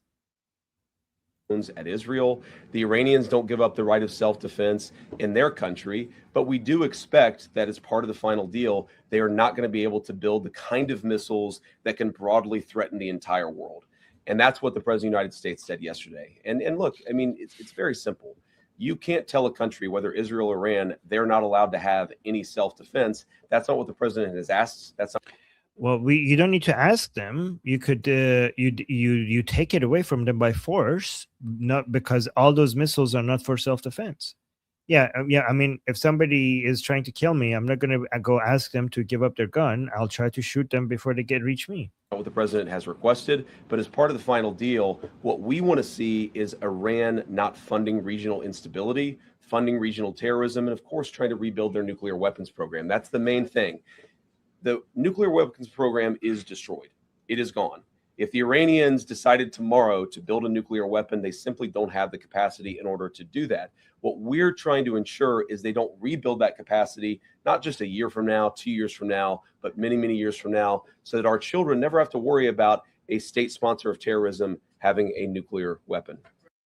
So again, guys, I don't know what the goal here of saying these is, but like I need to, set the record straight. But the Islamic Republic has nothing to do with defending Iran. Okay, the Islamic Republic is an expansionist, pan-Shia Islamic imperialist death cult that is trying to spend Iran, use it as a resources to expand and dominate the entire Middle East and eventually the whole world. So the idea that, everybody gets to have something for self-defense and this should also apply to the Islamic Republic, is a fundamental misunderstanding of what the Islamic Republic is about, right? The Islamic Republic is not a government, it's not a state of a country, it's a revolution. Like, guys, the reason IRGC, you have to always remember the I stands for Islam, not Iran, and the R stands for revolution. Like, why are they revolutionary? If they're already the government, why are they revolutionary? Because it's never been about Iran. It's about revolution against the world order, right? So the IRGC has never been about defense. Everything within IRGC is about offense. It's not about defending Iran. It's about using Iran, consuming it completely and using its resources to take over as much territory as possible, take over the Middle East, including Israel, and then the rest of the world. It's always been offensive. There's nothing defensive about the IRGC.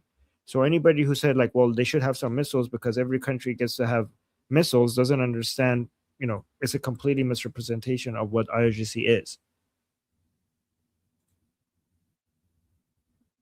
So there's this. Let's watch this one. Well, number one, they would have to get a lot of money in order to rebuild a nuclear program. You're talking about billions and billions of nuclear infrastructure that the United States destroyed. In order for them to rebuild that program, they would have to get a lot of money. And we have them in an economic chokehold right now that we're not going to release until they fundamentally change their behavior. What would that look like? That would mean a real inspections regime. That would mean a real enforcement regime. As the MOU contemplates, that would mean the destruction of their enriched stockpile. All of these things are the sorts of steps you're going to take if you're serious about ending your nuclear weapons program. And that, again, is why I go back to this fundamental trade that's built into the deal. They need money to do anything. Their economy is in absolute dire straits. But in order for them to get any integration into the world economy, they're going to have to show us and verify for us that they are changing their behavior. And that's why the deal is set up in the way that it is. Well, number one. Okay, so that would work really beautifully to basically be able to starve them and, suffocate them until to the point that they might even give the most important leverage that they have, which is the enriched uranium. If you could suffocate and starve them enough to be able to get even the enriched uranium without military operations, this would be the most genius plan ever. But that's a big if, because it's really hard to see us getting there. However, I think that if the plan is to use the fact that they're so desperate for cash to be able to make them beg for any amount of money until they give up the enriched uranium, then I'm hoping that the sanction relief is not right at the beginning, because as soon as they make money from the sanctions relief, then they're going to start ignoring you, right? So the sanctions relief should not be there until you get the enriched uranium, because if you do the sanctions relief first, then the $24 billion, it wouldn't matter if the $24 billion is based on performance. It wouldn't matter if the $300 billion is for performance, because you already have given the Islamic Republic so much breathing room, but so much oil revenue that you're going to lose your leverage to get the enriched uranium out. So I hope and all of them is performance based, including the sanctions relief. And then I think there's only a few more. And then after this, we're going to go to the Q&A. Well, first of all, we believe international waterways should be free of tolls. And that's been our position. That's what you see, of course, in the 60 days of the MOU. And when you say it leaves it open, it doesn't really leave it open, except in the sense that, of course, the final negotiation is going to set the terms of what comes afterwards, right? you said, I think that it's the Omanis and the Iranians, but it's actually the MOU contemplates that the Omanis, the Iranians, and the Gulf Coast Coalition together will figure out a proper security framework for the Straits in the future. And what I mean by that is that we don't ever want this to happen again. Right? That's not about tolling. That's about ensuring that the Straits are never used as a choke point for the global economy ever again. It's frankly not what the Iranians want. It's not what the Omanis want. It's not what the GCC wants either. So what we're going to do, of course, working with our allies in the region, is to ensure that that is reflected in the final deal. And if that's not reflected in the final deal, there's not going to be a final deal. And that is, I keep coming back to this fundamental structural point of this negotiation, which is that we have all the cards. If the Iranians want the benefits of the bargain, they have to give us the things that are necessary to get those benefits. Yeah, with regards to the tolling, like the tolling is not even something that the United States can, give to the Islamic Republic, because it's international waterways. Like, it's not just the United States; the whole world would be against the tolling of international natural international waterways. Well, first of all, we believe international waterways. Well, we don't want any scale of any attack. Any attack, whatever its scale, is unacceptable under this agreement. Now, you asked the question saying that oil money was flowing to Hezbollah before the MOU was signed, and it's one of the reasons why we are actually engaged in this process, is to ensure that no money is flowing to Hezbollah. So it's interesting where people will say that the MOU is bad because the MOU produces consequences that were actually happening well before the MOU was signed. That's not a reflection on the MOU. That's a reflection of why we need the MOU to ensure that we have the regional peace and stability that we need. Now, what I would say... Yeah, but what people are saying, okay, or either fairly or unfairly, is that they think that it will put the U.S. stamp of approval on it. That's the criticism. To some of the critics of the deal that I've heard that will say, well, Iran's going to get all this benefit. I'll repeat what I've said, and I'm probably going to have to repeat it a number of times, is what is the benefit that the Iranians get that they didn't have before? And the answer is nothing. They don't get anything unless they change their behavior. If they change their behavior, that is a thing to celebrate. That's going to transform the Middle East for a generation. If they don't change their behavior, they don't get the benefit of the bargain. And I think I got to be honest. And they should be bombarded, not just not get benefit of the bargain. They should also get bombed. They should die.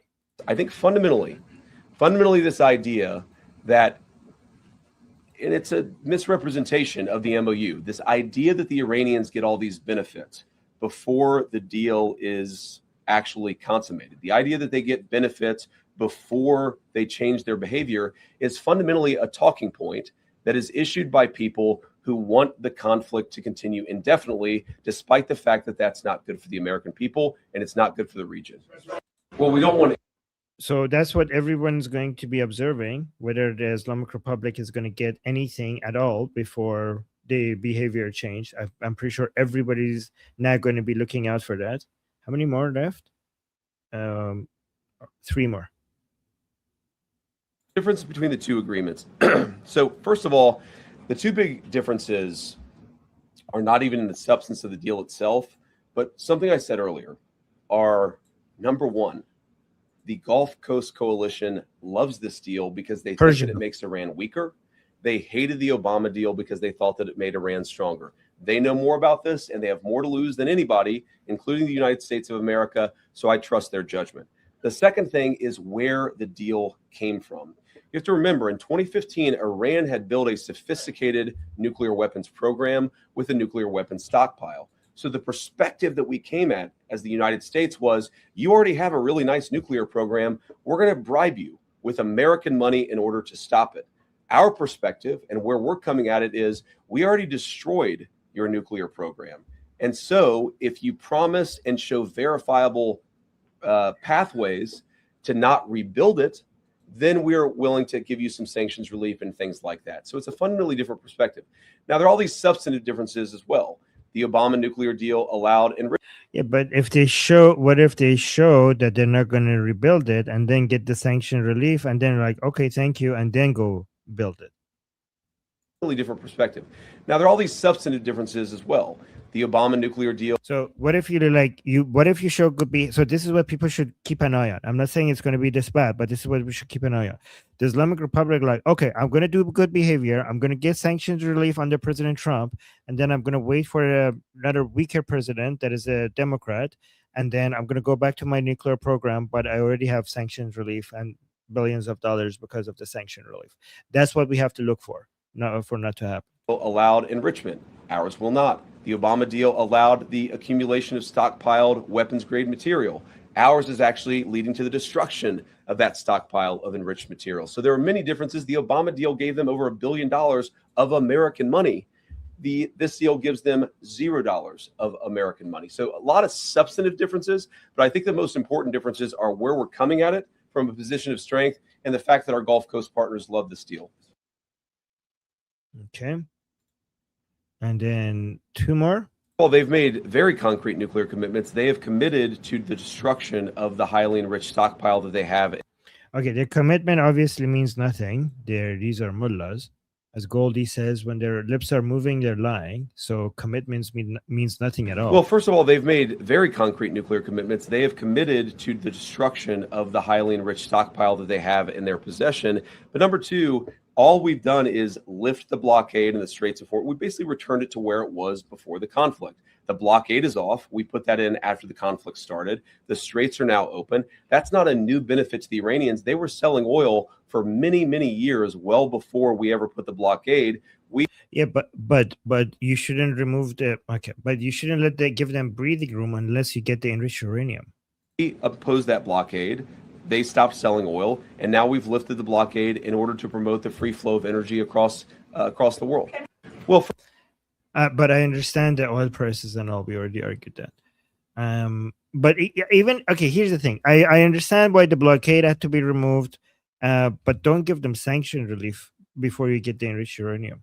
I would say to anybody, any of the critics, is number one, have a little bit of faith in the President of the United States. The idea that he is going to strike a deal that's been bad for the American people, it's preposterous. He is the person who has had the courage to fundamentally transform our relationship with Iran and with a lot of other countries over the last year and a half.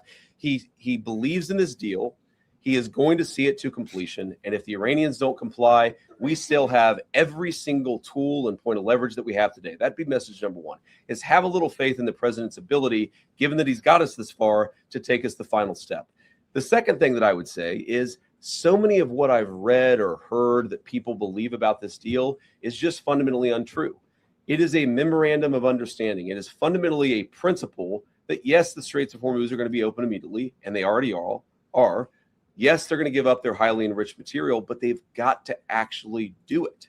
It's about conduct. It's about rewarding good conduct and punishing bad conduct, which in some ways is what we've been doing for the last 3 months vis-a-vis that country anyway. So many of the criticisms, I saw Lindsey Graham came out with a positive statement after expressing some concerns. I think that when people get to understand not just the agreement, but our negotiating posture as a country, they will realize this is an excellent thing for the American people. But that's part of our job. We've got to tell the story about what this means for Americans, how it's going to make all of us safer and more prosperous. That's why I'm here talking to everybody, and we're going to keep on telling that story in the days and weeks to come. I would say to all right, so that was the last one. Just really quickly, I want to show you something that I haven't posted yet, but I just finished editing it before I came live. It was another video from inside Iran, saying happy birthday to President Trump and then asking to get armed. This is obviously in Tehran. You can see that this is the Azadi Square. I'll play it. I haven't shared it yet. I'll play it for you, but because I'm looking for a good caption yet, I haven't come up with a good caption. I will post it on my X account at ARMIN NAVABI. And, I was hoping that I have it ready so you guys could go repost it right now so it gets a lot of, attention. But given that I don't have it ready, I'll just show it to you guys first. I will put my X account in the chat. If you guys don't mind, just once you see I post it, then please go and amplify it, because these people are taking a huge risk to get these messages out. So I would appreciate you guys to, on X, follow me on X, and then once you see this, to repost it. Okay. So this is a new video I got. It says, happy birthday, President Trump. And then it says Armas. Okay.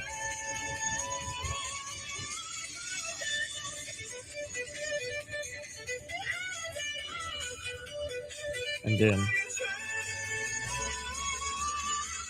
so it says, this is Armas, this is what we need. So yeah, this was obviously very risky. And also, thank you for the correction. I'm sorry, I said Azadi Square. The actual name is Shahyad's Tower.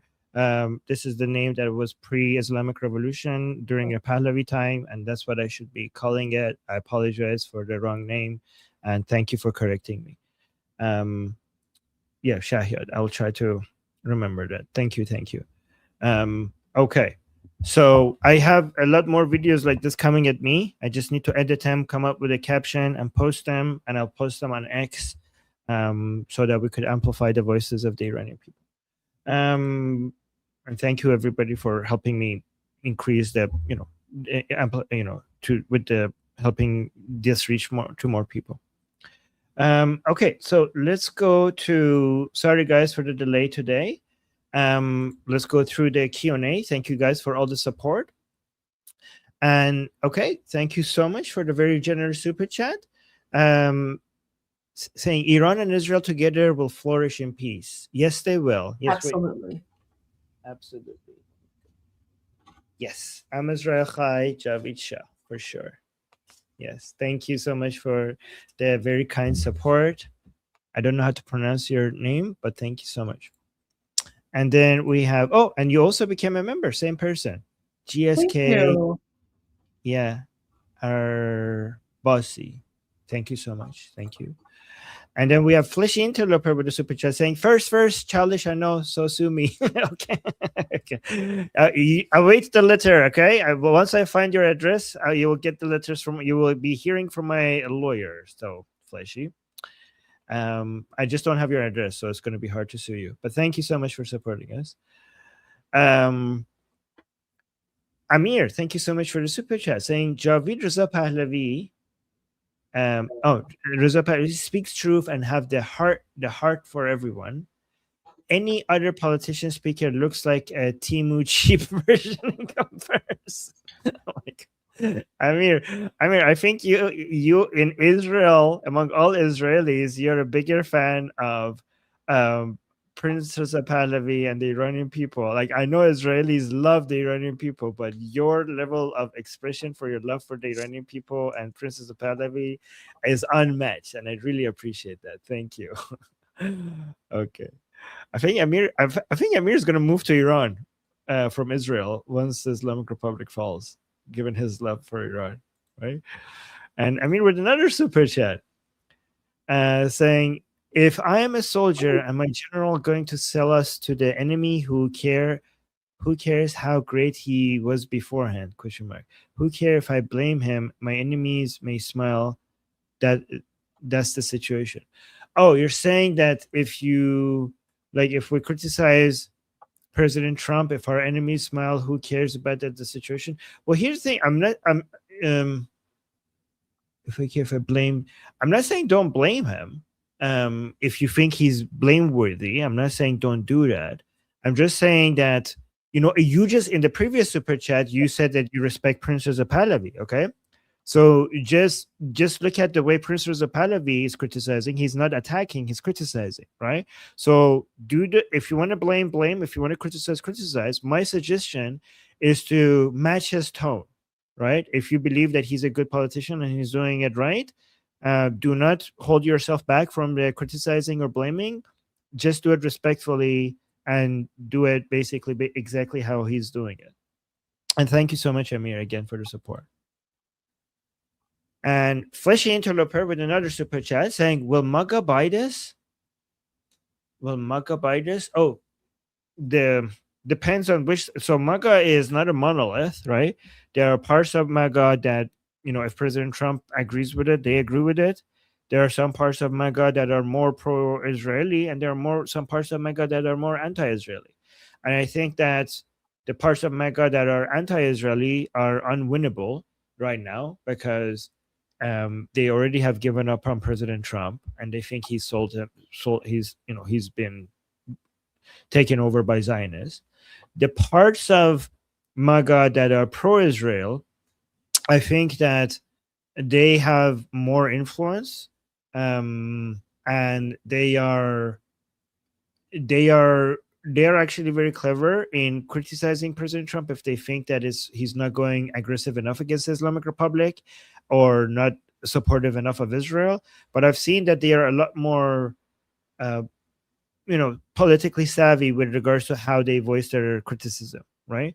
So yeah, but it depends on which part of MAGA you're talking about.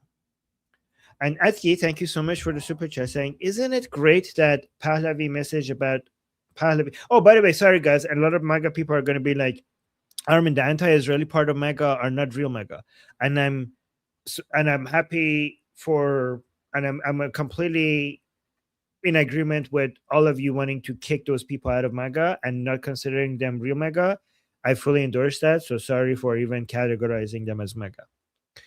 Atki, thank you so much for the super chat saying, isn't it great that Pahlavi message about hope and staying the course was only a couple of days before the deal MOU stuff happened? Yes, it seemed like exactly what we needed at the right time, which seems to be a common trend with Princess of Pahlavi, almost as if he can see what's about to happen and he puts out the message exactly when we need it the most. That is such a good observation, Atki. Holy crap, that is such a good point.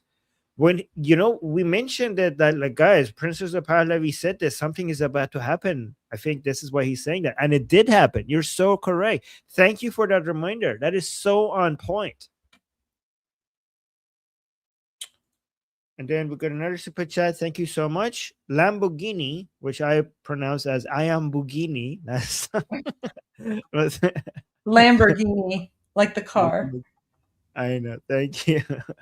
Thank you so much. From South Africa, saying the Shah is a true leader. He reaffirms the fact that the Islamic Republic will fall, and from its ashes, the Iranian people will emerge victorious. Yes, this is what, and that is exactly the right message that we need right now. That's the reaffirmation that we need. That's what the Iranian people need to hear the most right now, and that makes him a true leader. And we're so lucky to have him.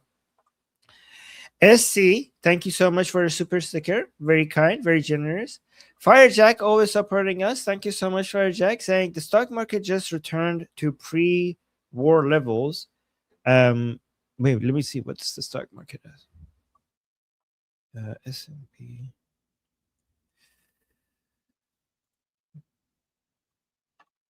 The stock market, I think you're talking about oil prices. The stock market is at record highs. Like I was thinking, like, did we see a crash in the stock market? No, I mean, it's close to record highs, and it's much above where it was before the war started. I think you meant the oil prices, I think. I mean, it's getting close to before the war started. So, yes, I think if you're talking about Brent oil, if you're talking about oil prices, then yes, it's returned to closer to pre-war levels. But the stock market is at record high, close to record highs, and it's far away from where it was before the war.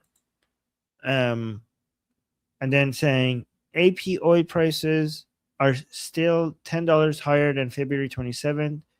Toughness on Iran is not measured by U.S. finances. Let me see, actually. Okay. I don't know what you're looking at. Stock market is over here. It's record high. And it hasn't fell significantly. It's at record highs. So this is S&P 500. Brent, if we look at Brent crude oil prices, this is before the war, and now we're going down. So we are 77, which is crashing, and it's getting closer to pre-war levels. So it's going back to pre-war levels. So that's what I'm saying. And also, toughness on Iran is not measured by U.S. finances. It actually is, because the Islamic Republic's leverage over the United States was the claimed ability that it could crash U.S. finances. So U.S. economy not crashing shows the resilience of United States economy, which means that it could be tough to the Islamic Republic without much consequences to its economy. So it does determine how it does determine how aggressive the United States can be to the Islamic Republic without actually paying much of a cost for it.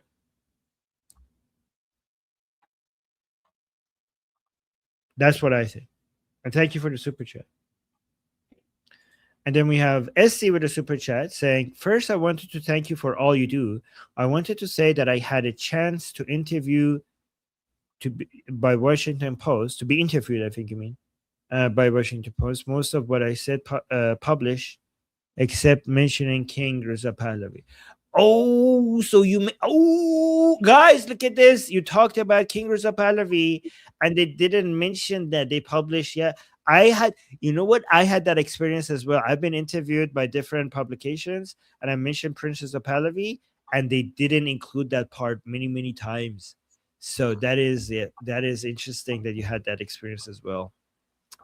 And thank you, by the way, for your support.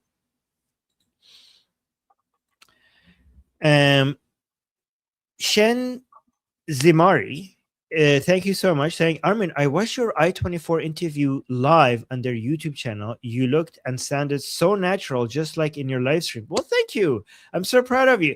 Oh my God, that is so sweet. I appreciate that. Thank you for saying that. Guys, you guys are so you guys are such a source of motivation for me. You know, I have no idea. I really appreciate that. Thank you. Amir with the super chat saying, you just became better with interviews. Well, thank you. You're calm and collective. You also look more to the camera area. Thank you. Okay. I'm so proud of you and your amazing skills. Waiting for the day I'll see interview with a suit. Okay, yes. Yeah, I need to go shopping again. Well, thank you. I appreciate that. You know, guys, I've been told that everything that I bought is too loose, and people are saying I need to go and get one size lower. So I first need to do that. Yeah. And thank you, Amir. Yeah, I'm like exercising and everything, and it's not showing because my shirts are too loose. And like, what's the point? What's the point of going to the gym if I'm wearing baggy clothes and it doesn't show my improvement? All right, and thank you, Helen. Thank you so much for the super chat saying, Mr. Armin, hey there, Javid Shah. Well, Javid Shah, back at you, Helen. Thank you so much. I appreciate that. Yeah, thank you. That's sweet. And then we got another super chat by the Persian American Noah, our very own Noah, saying, Armin, you did amazing in this interview. So proud of you, man. Oh, well, thank you. Thank you. By the way, you need to go on Piers Morgan, maybe with Goldie or Elika. I don't know. Thoughts? I mean, they don't want me there. I think maybe they watched my reviews of Piers Morgan and they saw how brutally, you know, I didn't show him any mercy. So I think they're like, okay, if we bring this guy on, he's going to be exposing Piers Morgan. So let's not do that. It's not worth the risk, you know? So yeah, but Goldie has been trying to help me get there on Piers Morgan and it hasn't worked. Probably, yeah, I don't know. Is it probably not big enough? Not big enough for Piers Morgan. Or maybe they're afraid of me. Which one is it, guys? Are they afraid of me? Maybe they're afraid of me. And thank you, Noah. Thank you for the super chat. And T. Thompson, thank you so much for the super chat saying, yes, where is General Skid Mark in this deal? Oh, wait, what's that reference? Goldie, what's this reference? I don't know. It's to Vahidi and the Mohr mark on. Oh, okay. Okay, yes. Yeah, we haven't seen him recently. I mean, we haven't seen him, and he hasn't issued a statement recently either. So that's interesting. Interesting. So we'll have to see. And then we got another super chat from Boboism saying 100, Armin, 100%. So this was probably a super chat when I was making a point, and Boboism thought that I was making the correct point, and that's the reason why this is there. So I appreciate that. Thank you so much. And then Helen with another super chat. Thank you again, saying, Goldie, sweet Goldie, Javid Shah. Thank you, Javid Shah. Javid Shah. That's sweet. And then we got Mev Storm. MEV Storms Hut. Thank you so much for the super chat saying the interview will give hope to the Iranian people. Well, thank you. I appreciate I appreciate that you think that. Thank you. And then we had, oh my god, guys, I'm not gonna explain this username, but if you know, you know. Okay, get al zooted. And the profile guys, look at the profile picture. It matches the username. Okay, guys, if you know what this is referring to, don't explain it to anybody. Just say you know. Just say you know what what the profile picture and the username is referring to. If you know, just say in the chat, I know. But don't explain it to anybody because this is a family-friendly show, okay? Oh my god, that's a perfect. I love your username. Thank you. So saying America is a dying empire. It has all the symptoms. The faster we disconnect, the better. Their aid is nothing but chains to make sure we never win. So I don't think America is a dying empire. If you actually look at I studied finance in school and economics, and if you actually look at the foundations of what make America great, it's the gap between U.S. power and the rest of the world is widening. It's actually getting more. It's not getting less. It's getting more. We are moving into a Cold War segment of history, and we're also in the middle of the fourth industrial revolution. And the United States is unbelievably perfectly in a position to take advantage of both of that, right? Especially with the fourth industrial revolution, with AI and robotics, United States access to energy and to skilled labor and to unbelievably high amount of capital makes it so that this gap is going to actually increase on a rapid pace, especially because with this fourth industrial revolution, we have a winner take all kind of situation. Like anybody that has the smallest advantage, 10 years, 20 years, 50 years down the line, even the small gap will widen up into such a unbelievably big gap between United States and everyone else. So, for example, guys, with the AI race, we don't have first place and second place and third place. With the AI race, we have first place, and then everybody else is like nowhere to be seen. And United States is so perfectly positioned right now in a situation to take most advantage compared to any other country when it comes to the current industrial revolution that we are in right now, right? And also when it comes to I do agree with the aid, like when it comes to between. So here's what I agree with you. I believe the relationship between United States and Israel should not be based on aid. It should be based on mutual cooperation and basically integrating your militaries with each other and do collaboration and do everything, do operations, do practice military operations that are based on mutually aligned interests. So removing the aid removes the political dependency and the political drama of the relationship between United States and Israel. And instead of the aid, you should increase the how intertwined your militaries are and how much military cooperation you have with each other. I think I do agree with you that is in the best benefit of Israel for the aid to be removed, because it's just too much. Honestly, the aid is very little compared to the entirety of Israel's military budget, and it's too much headache for Israel anyway. And there are better ways for Israel and United States to work with each other relative to that aid. So I do agree that the aid is more of a chain than actual help, and there are better ways to help. And the good news is both Israel and United States are moving in that direction, not just with Israel, but also with Ukraine, with Taiwan, with NATO member countries. United States is moving towards more, instead of supporting you outright, to getting these countries to become self-reliant, to use their own GDP to build up their own military, and also use their GDP to buy Americans, advanced American weapons instead of just United States giving them aid. And that is not America turning against Israel, Taiwan, and Ukraine. That is just basically, especially for countries that it's basically making these countries more self-reliant and become stronger and have a bigger and more powerful military that is less dependent on United States.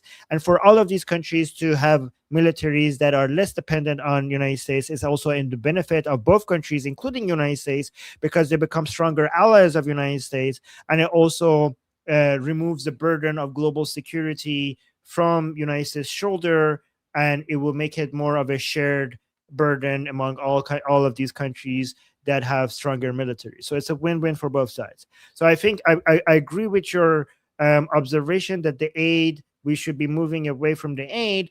I just think that should not be an Israel versus America. It should be a better, as an understanding that this is a better relationship. It's a win-win for both countries. And thank you for the super chat. Ooh. Okay, and then we got another super chat. Well, William, thank you so much, William, saying Trump isn't perfect, neither is the MOU. Literally everything is far better than it would have been under Democrat control. Perfect summary, nothing need to add. I don't need to add. I'll just add something. The MOU is just for show. We need to be, what matters is what happens rather than what is written in the MOU. But you're right. Even what happens will not be perfect, right? And that's very true. And then we got another super chat from that. Thank you so much, saying JD is contradicting himself by calling Islamic Republic a state sponsor of terrorism. Then he says they should have something to defend themselves. He is a white Obama. Armin, you did great. Thank you both. Well, thank you so much for the endorsement and the vote of confidence. I do agree that his framing, like he was wrong.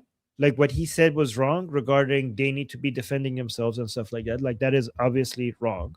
These are terrorists.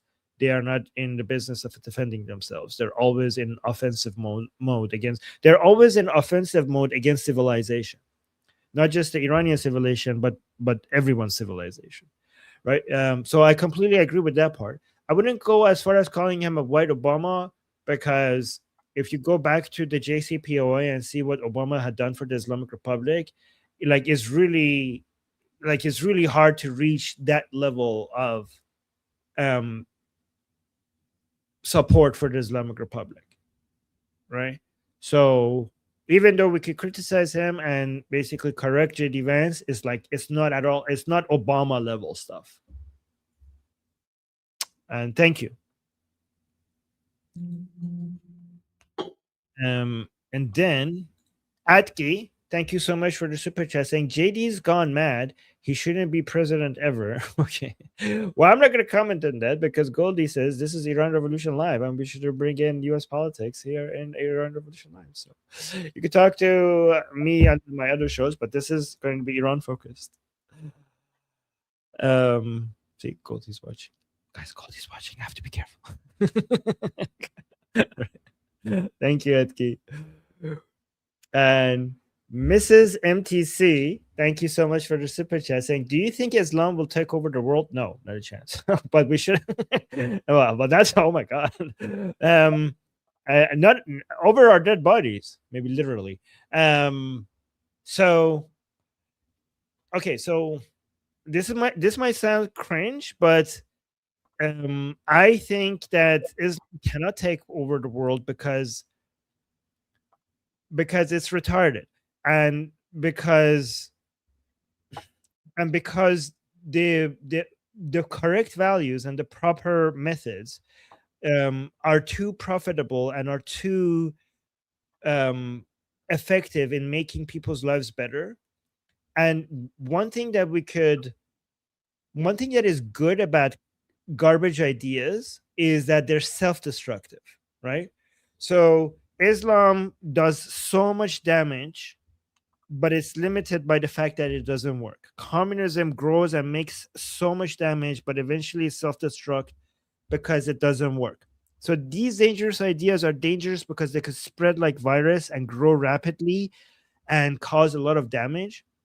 But one advantage that we have against them is not just that, you know, we are fighting for the correct values against these garbage ideas, but it's easier to defend our values because they work and they make people's lives better and they make societies more secure and they make societies more prosperous. And because they make societies more prosperous, they make us richer and they make us be able to afford bigger guns, right? So the good thing, here's the thing. The good thing about communism is that it doesn't work. And because it doesn't work, eventually they will run out of money. And because they run out of money, their armies are going to be small. Same thing with Islam, right? The good thing about Islam is that it doesn't work. And because it doesn't work, they eventually are going to self-destruct. And because they're going to self-destruct, they're not going to be able to afford, they're not going to be as prosperous. And because they're not going to be as prosperous, they're not going to be able to afford as big of an army. And that's why our armies are going to be bigger than their armies. But that shouldn't make us complacent. That shouldn't make us sit back and not fight back. As much as we can celebrate that our ideas are better, so therefore the societies that are governed by them are going to become bigger and basically defeat the ones that are not governed by them. It does require us to be fighting for these values, for the good values, and against the bad ones, because you can't be like, okay, we should sit back and not fight against the bad ideas and for the good ones, because the good ideas will win regardless. Well, part of the reason why they will win is because people notice that they work and they will fight for them. So you should be, and then you fighting for the good values and against the bad ones should be an inevitable result of these values working. So we are part of that process. So we should be fighting against these bad ideas and for the good ones. That became more philosophical than it needed to be, but okay. Sorry. Let me know if I went too far with that. Okay, and then we got another super chat. We got Minor Dine. I don't know if I pronounced that right, but it's okay. Thank you for the super chat, saying a contract, treaty, or MOU is only as reliable as the parties signing it. It is silly to put any faith in this piece of paper. Only force will be respected by the IRGC. I mean, you're completely correct. So the enforcer of this MOU is the United States. So it's basically whatever United States wants to happen, that's what should happen, right? The paper itself is meaningless. Whatever United States considers as abiding by what they want will be what matters, right? Because they have the power. The MOU is not irrelevant because the MOU itself, the text on the MOU is not binding. So it's not going to have any legal, enforcement power unless the United States wants it to. What the MOU, a lot of people are here's what people are not understanding the MOU. They're looking at the MOU as a legal document. The MOU is a marketing document. It's not a legal document. It's a marketing document that the United States has given to Ghalibaf for the sake of showing it internally to say, guys, this is not as bad. Let me control things. So the United States could use Ghalibaf against other parts of the Islamic Republic, against the IRGC and the Supreme Leadership and the Pagari Camp. So that's what the MOU is. The MOU is not a legal document. It's the marketing document for Ghalibaf to be able to sell this internally so that Ghalibaf could maybe slowly give in more to the Americans, perhaps, if we could manage to keep pushing the IRGC back. And thank you for the super. Let me know if that makes sense. Then we got another super chat from Ida. Hi, Ida. Thank you, saying, Armin, Goldie, how are you doing, guys? Well, I'm doing great. Thank you, Goldie. How are you? Doing great. Thank you for asking. Having a bit of a crazy hair day today because it's really frizzy outside, frizzy and humid outside. But other than that, doing great, keeping up with the news, and yeah, super busy. It actually looks great. I don't know Well, what you're talking about. Thank you. Yeah. Okay, well, thank you, though. Bill Herman, thank you so much for the super chat. Saying, so has IRGC got any funds yet? No, not yet. We're the first thing that we're going to be looking at is whether or not so there's three parts, right? The sanction relief, the 24 billion fund release of frozen funds, the $300 billion of investments. Okay, so the first thing we need to look for is not the funds release, is the sanction relief. That is not the fund release, but the sanction relief. That's the first thing to look for.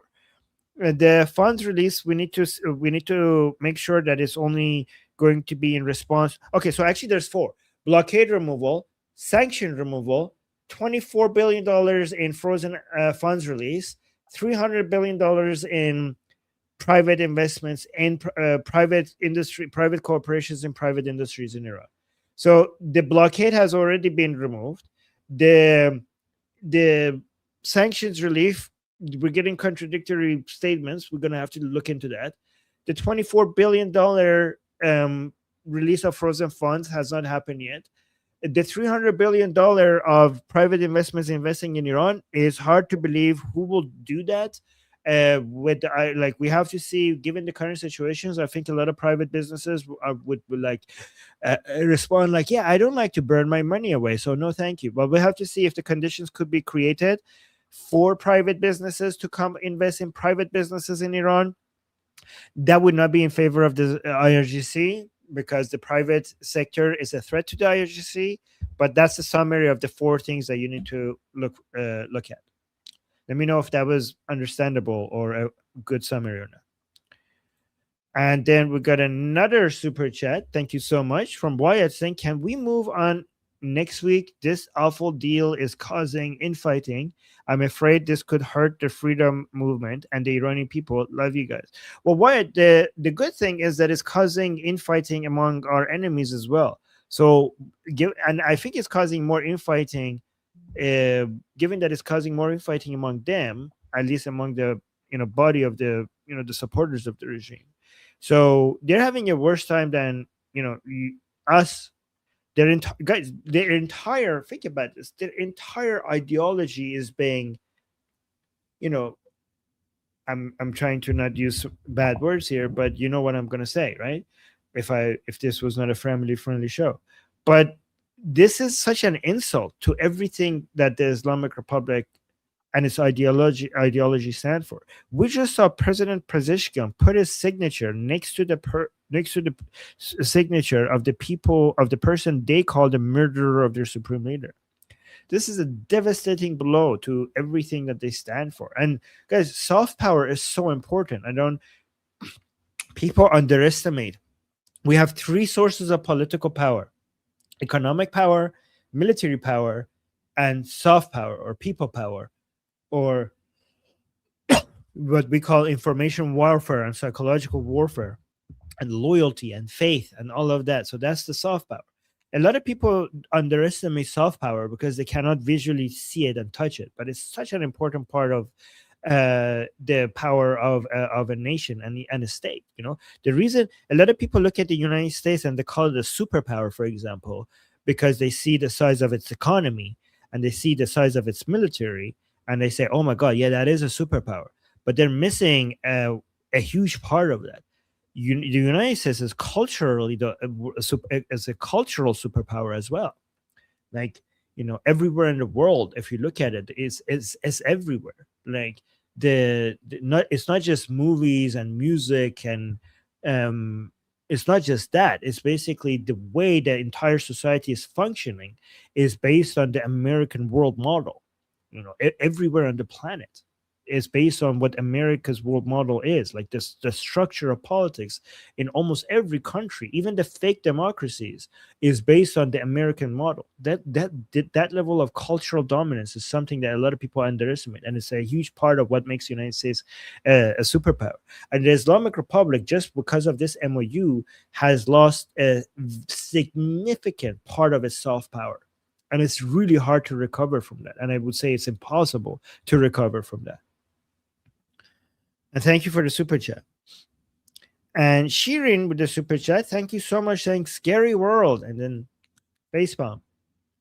Well, Shirin, as scary as the world is today, it's better than it has ever been. We are living, I know it's hard to believe because we turn on the news and there's like boom booms and terrorism and people being, suffering everywhere in the world. And we're like, oh my God, this is like really scary. But if you look at it statistically, we are living at the best of times. When it comes to stability, when it comes to war, when it comes to violence, when it comes to poverty, when it comes to access to clean water, when it comes to childhood mortality, when it comes to disease, when it comes to access to medicine, when it comes to access to entertainment, when it comes to people being connected with each other, every metric that you measure, the world is such a better place compared to where it has ever been for the past 10,000 years of civilization. So it might be a scary word, but we're moving in the right direction and everything is getting better. And thank you, Shirin, for the super chat. And Iran, and also even in Iran, the Islamic Republic is the weaker than it has ever been, and the Iranian opposition against the Islamic Republic is the strongest it has ever been. So everywhere in the world, we're making progress, including Iran. And thank you, Shirin, for the super chat. And Zipgun with the super chat, thank you so much, saying the White House has gone from being the Marco Rubio show to the JD Vance show. Do you think that Trump is on the way out? Trump is on the way out? Well, Trump uses different. I don't think Trump is on the way out. I think Trump uses different strategies at different times based on what makes sense, what he thinks he makes sense at that time. And sometimes when he's being more aggressive, you can see Rubio speaking more often. And sometimes when he's being less aggressive, you can see JD Vance is speaking more often. It's very interesting because what his strategy is at the time really does match who is speaking more often. You could see that when we were being very, very militarily aggressive against the Islamic Republic, Marco Rubio was being talking a lot more. And now that we're using negotiations and MOU, we're seeing JD Vance is talking a lot more, which is very telling. But I think these are just different sides of the different strategies that President Trump has. It's not like Trump is on the way out. Is he thinks that at different times, different types of, different weapons against the Islamic Republic makes more sense to him based on what the situation is at the time. And then we got another super chat. Thank you so much, Philly, with a Philly PC rocker, I think. Thank you so much for the super chat, saying typical American here. It's Philip Crocker. Oh. Guys, I'm so bad with reading names. I don't know where they start and when they end, and this it's so bad. I'm suck at this. I'm sorry. Okay, my card, my excuse is that English is not my first language. Okay, there you go.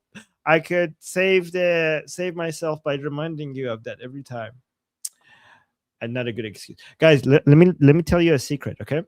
I suck at some of these things, like reading things, on the Persian channel as well, and on the English channel as well. So when I read names and hard words in Persian, and I get it wrong, and people start laughing at me on my Persian show, I tell them, guys, I haven't been in Iran for 20 years. 20 years. That's why I get it wrong. And then on the English live streams, when I read something and I don't know how to pronounce it and I get it wrong, like, guys, English is not my first language. So yeah, I'm Iranian. Okay, Persian is my first language. So I suck at both sides. Like, I expose myself. Okay, on the Persian channel I suck, and then the English channel I suck as well when it comes to reading these things. Okay, so Philly PC rocker. All right, so it's saying typical American here from Southern California. I got that one at least. Thank you for standing up for freedom in Iran. Well, thank you, appreciate that. Oh, guys, this is what I have been doing wrong. That's what I should just blame the Jews. Just, yep, there we go. That's what that's just me. Thank you, Torah. Thank you. That you just made my life so much easier. That's what I suppose. That's what I should do. Okay. The perfect scapegoat. Oh my God. No, I'm not going to read that. Okay.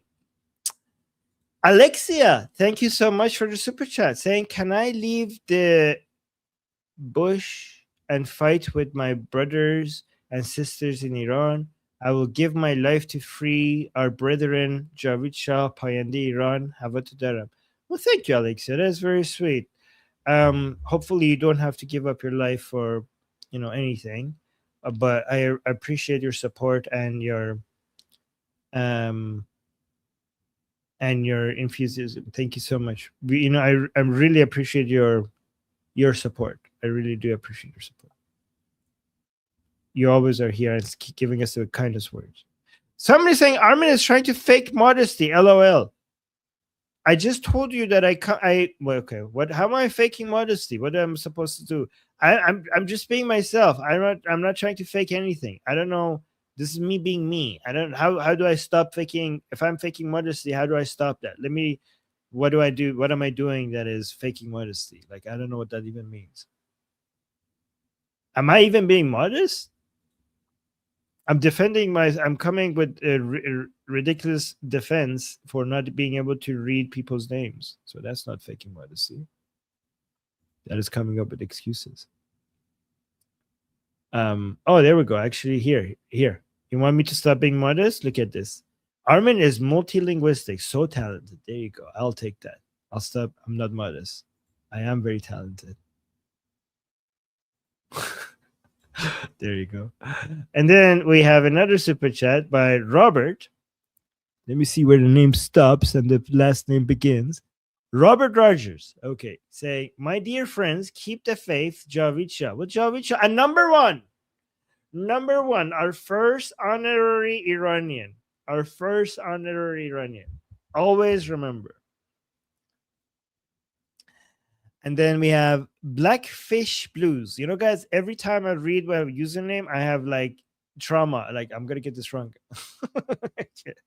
Thank you for the super chat saying, Armin, Time magazine covered the uprising by interviewing the only 3 Iranians in the world who are left-wing and never mentioned the crown prince. God damn it. Are you kidding me? That is so infuriating.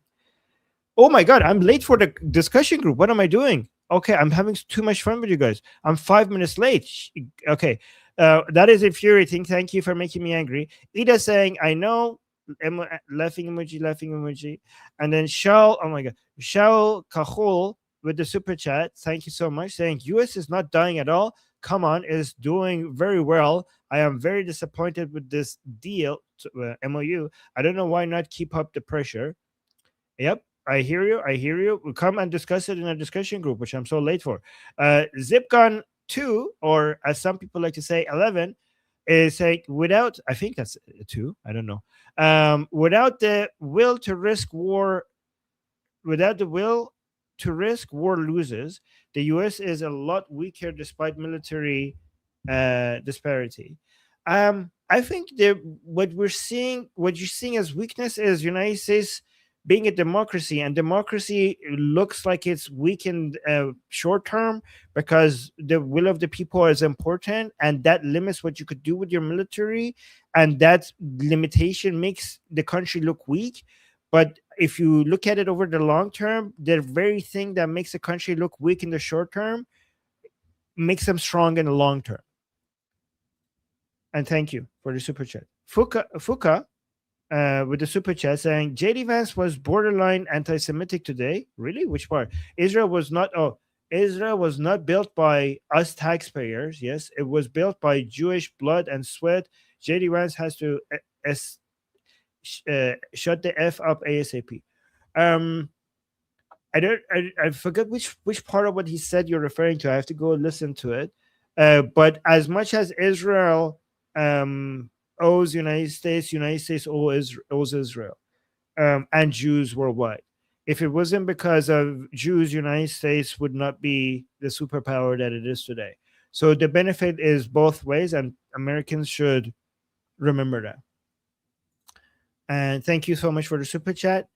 Lamborghini, which again I misread as I am Bugini, is saying Israel is smart to move away from USA aid.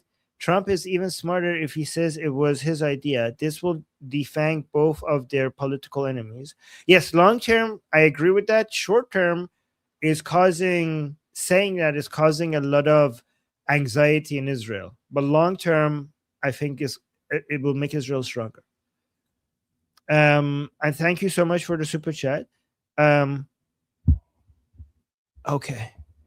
I'm gonna suck at reading this. Or here, Goldie, help. or Hirschfeld. Okay, or Hirschfeld. Thank you. Saying, what do you think of Kurds revolt planned by Mossad? So I would think it's an insult to Iranian Kurds to refer to them as Kurds. Let's call them Kurdish separatist groups. And I think it was a bad plan and should have never been done. And those people, those separatist groups are anti-Iranian, and that plan would have never worked. And yeah, I think that was a bad plan. But you know, I mean, I love Mossad, but you can never be perfect. And thank you so much for that. Eric just became a member. Thank you so much. And then we got another super chat by Cali Fortune. I think Cali Fortune saying betrayal. 1, Trump derangement syndrome. Democrats and media who normally support Israel did not due to TDS. 2, EU refused Trump-Putin Alaska deal and continue waste resources and weapons. EU refused to help with Iran. 3, Kurds stole weapons. Kurdish separatist groups, not the Kurds. Yeah. So yeah, those are good points. And just wanted to mention that Iranian Kurds are patriotic and they stand and they hate those separatist groups. So the reason why I want to always clarify that this doesn't represent the Kurds, because the vast majority of Iranian Kurds are against those separatist groups. And thank you for the super chat. Free J, thank you so much again for the super chat, saying Trump is fooling everyone. The MOU can and will be extended until after the midterm elections. Yep, that's true. The MOU is just, it's not binding the United States. Trump knows the IRGC and Hezbollah will break the truce. Meanwhile, the strait will remain open. I think we cannot judge the MOU. We can't judge anything based on what's written in the MOU. I think we need to wait and see what actually happens and judge what happens rather than what is written in the MOU. And thank you so much for the super chat. And then Who Dat Nation Gal, thank you so much for the super chat. Saying victim card, Goldie victim card. Oh, Rembrandt Smith. Yeah, okay. So Goldie, we have a new victim card that is for you. You would maybe in the next show you want me to show it? Just send it to me. I'll take a look. Okay. Thank you. Okay, I will do that. Who Dat Nation Girl, tell me to send it to. Remind me to send it to Goldie on WhatsApp. Thank you so much for that. And then Eric with the last super sticker. Thank you so much for supporting us. And guys, I am so late for our discussion group. You could join our discussion group. I should stop being late. I'm so bad at this. People come there and I'm like, God, this is not good. I'm gonna stop being. Oh my God, I'm 10 minutes late. So here's the link in the chat for the discussion group, which I'm gonna go to right now. The QR code to the discussion group is in the top right corner of the screen. The link is in the chat. The link is also, you could come talk to me and other people there. The link is also in the bio section of my channel, Liberty Politics.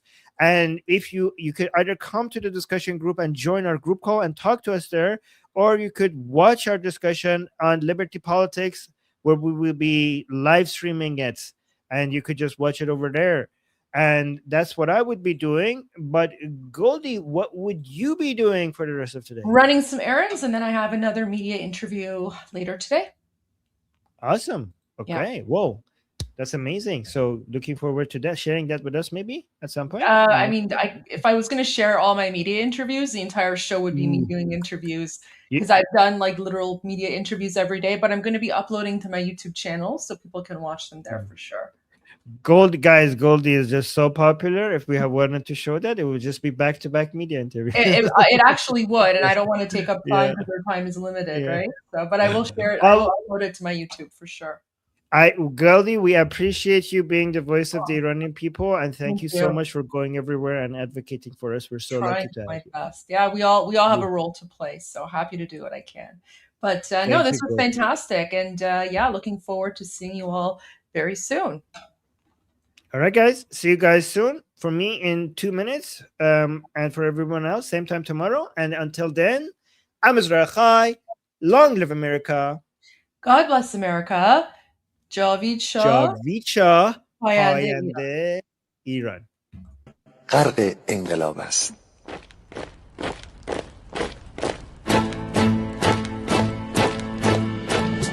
کشور ما، تاریخ ما ترسید گر فرا گرفته، گویی اهورا مستا دوباره در نور خود مرا گرفته. اکنون سرودی سر میدهم باز فارغ از رنج و تشویش، ایران غرق انقلاب است، به پیش به پیش به پیش. ایران غرق انقلاب است، به پیش به پیش به پیش. هن ای پدر هن ای پسر، برخیز و با ما شو همگام، درد آن تجربه تلخ ما را نکشیده در خواب. بگذار هر دم بغرند گرگ‌ها دم لباس میش. ایران غرق انقلاب است، به پیش به پیش به پیش. ایران غرق انقلاب است، به پیش به پیش به پیش. ای کارگر ای برزگر، راحت کنون ادامه دارد در این زمان که پرتو یزدان از هر سو بر تو میبارد. پس پیش به سوی آزادی از بحر خزر تا کیش. ایران غرق انقلاب است، به پیش به پیش به پیش. ایران غرق انقلاب است، به پیش به پیش به پیش. خلقا به پا بهر دفاع از استقلال و آزادی، تا بشکنیم پشت ارتجاع تیریزی ویران آبادی. تا زنده سازیم سنت‌های می از من بالین و کیش. ایران غرق انقلاب است، به پیش به پیش به پیش. ایران غرق انقلاب است، به پیش به پیش به پیش. با امید روزی که تمام این دلبشو و انقلاب تموم بشه و ما در روشنایی، نور و سعادت مردم کشورمون غرق بشیم. نه خارجی نه بیگانه، نه مستشارهای ویرانی، نه چیر خاران نه کاسه لیسان، فقط هم رزمان ایرانی. ما با شرافت میهنی بسازی بهر فرزندان خویش. ایران غرق انقلاب است، به پیش به پیش به پیش. ایران غرق انقلاب است، به پیش به پیش به پیش. مردان بیایی داخل صف ما، اکنون که آغاز رویاست. دشمنان بدانی ما زنده هستی، بعد از ما هم ایران پابرجاست.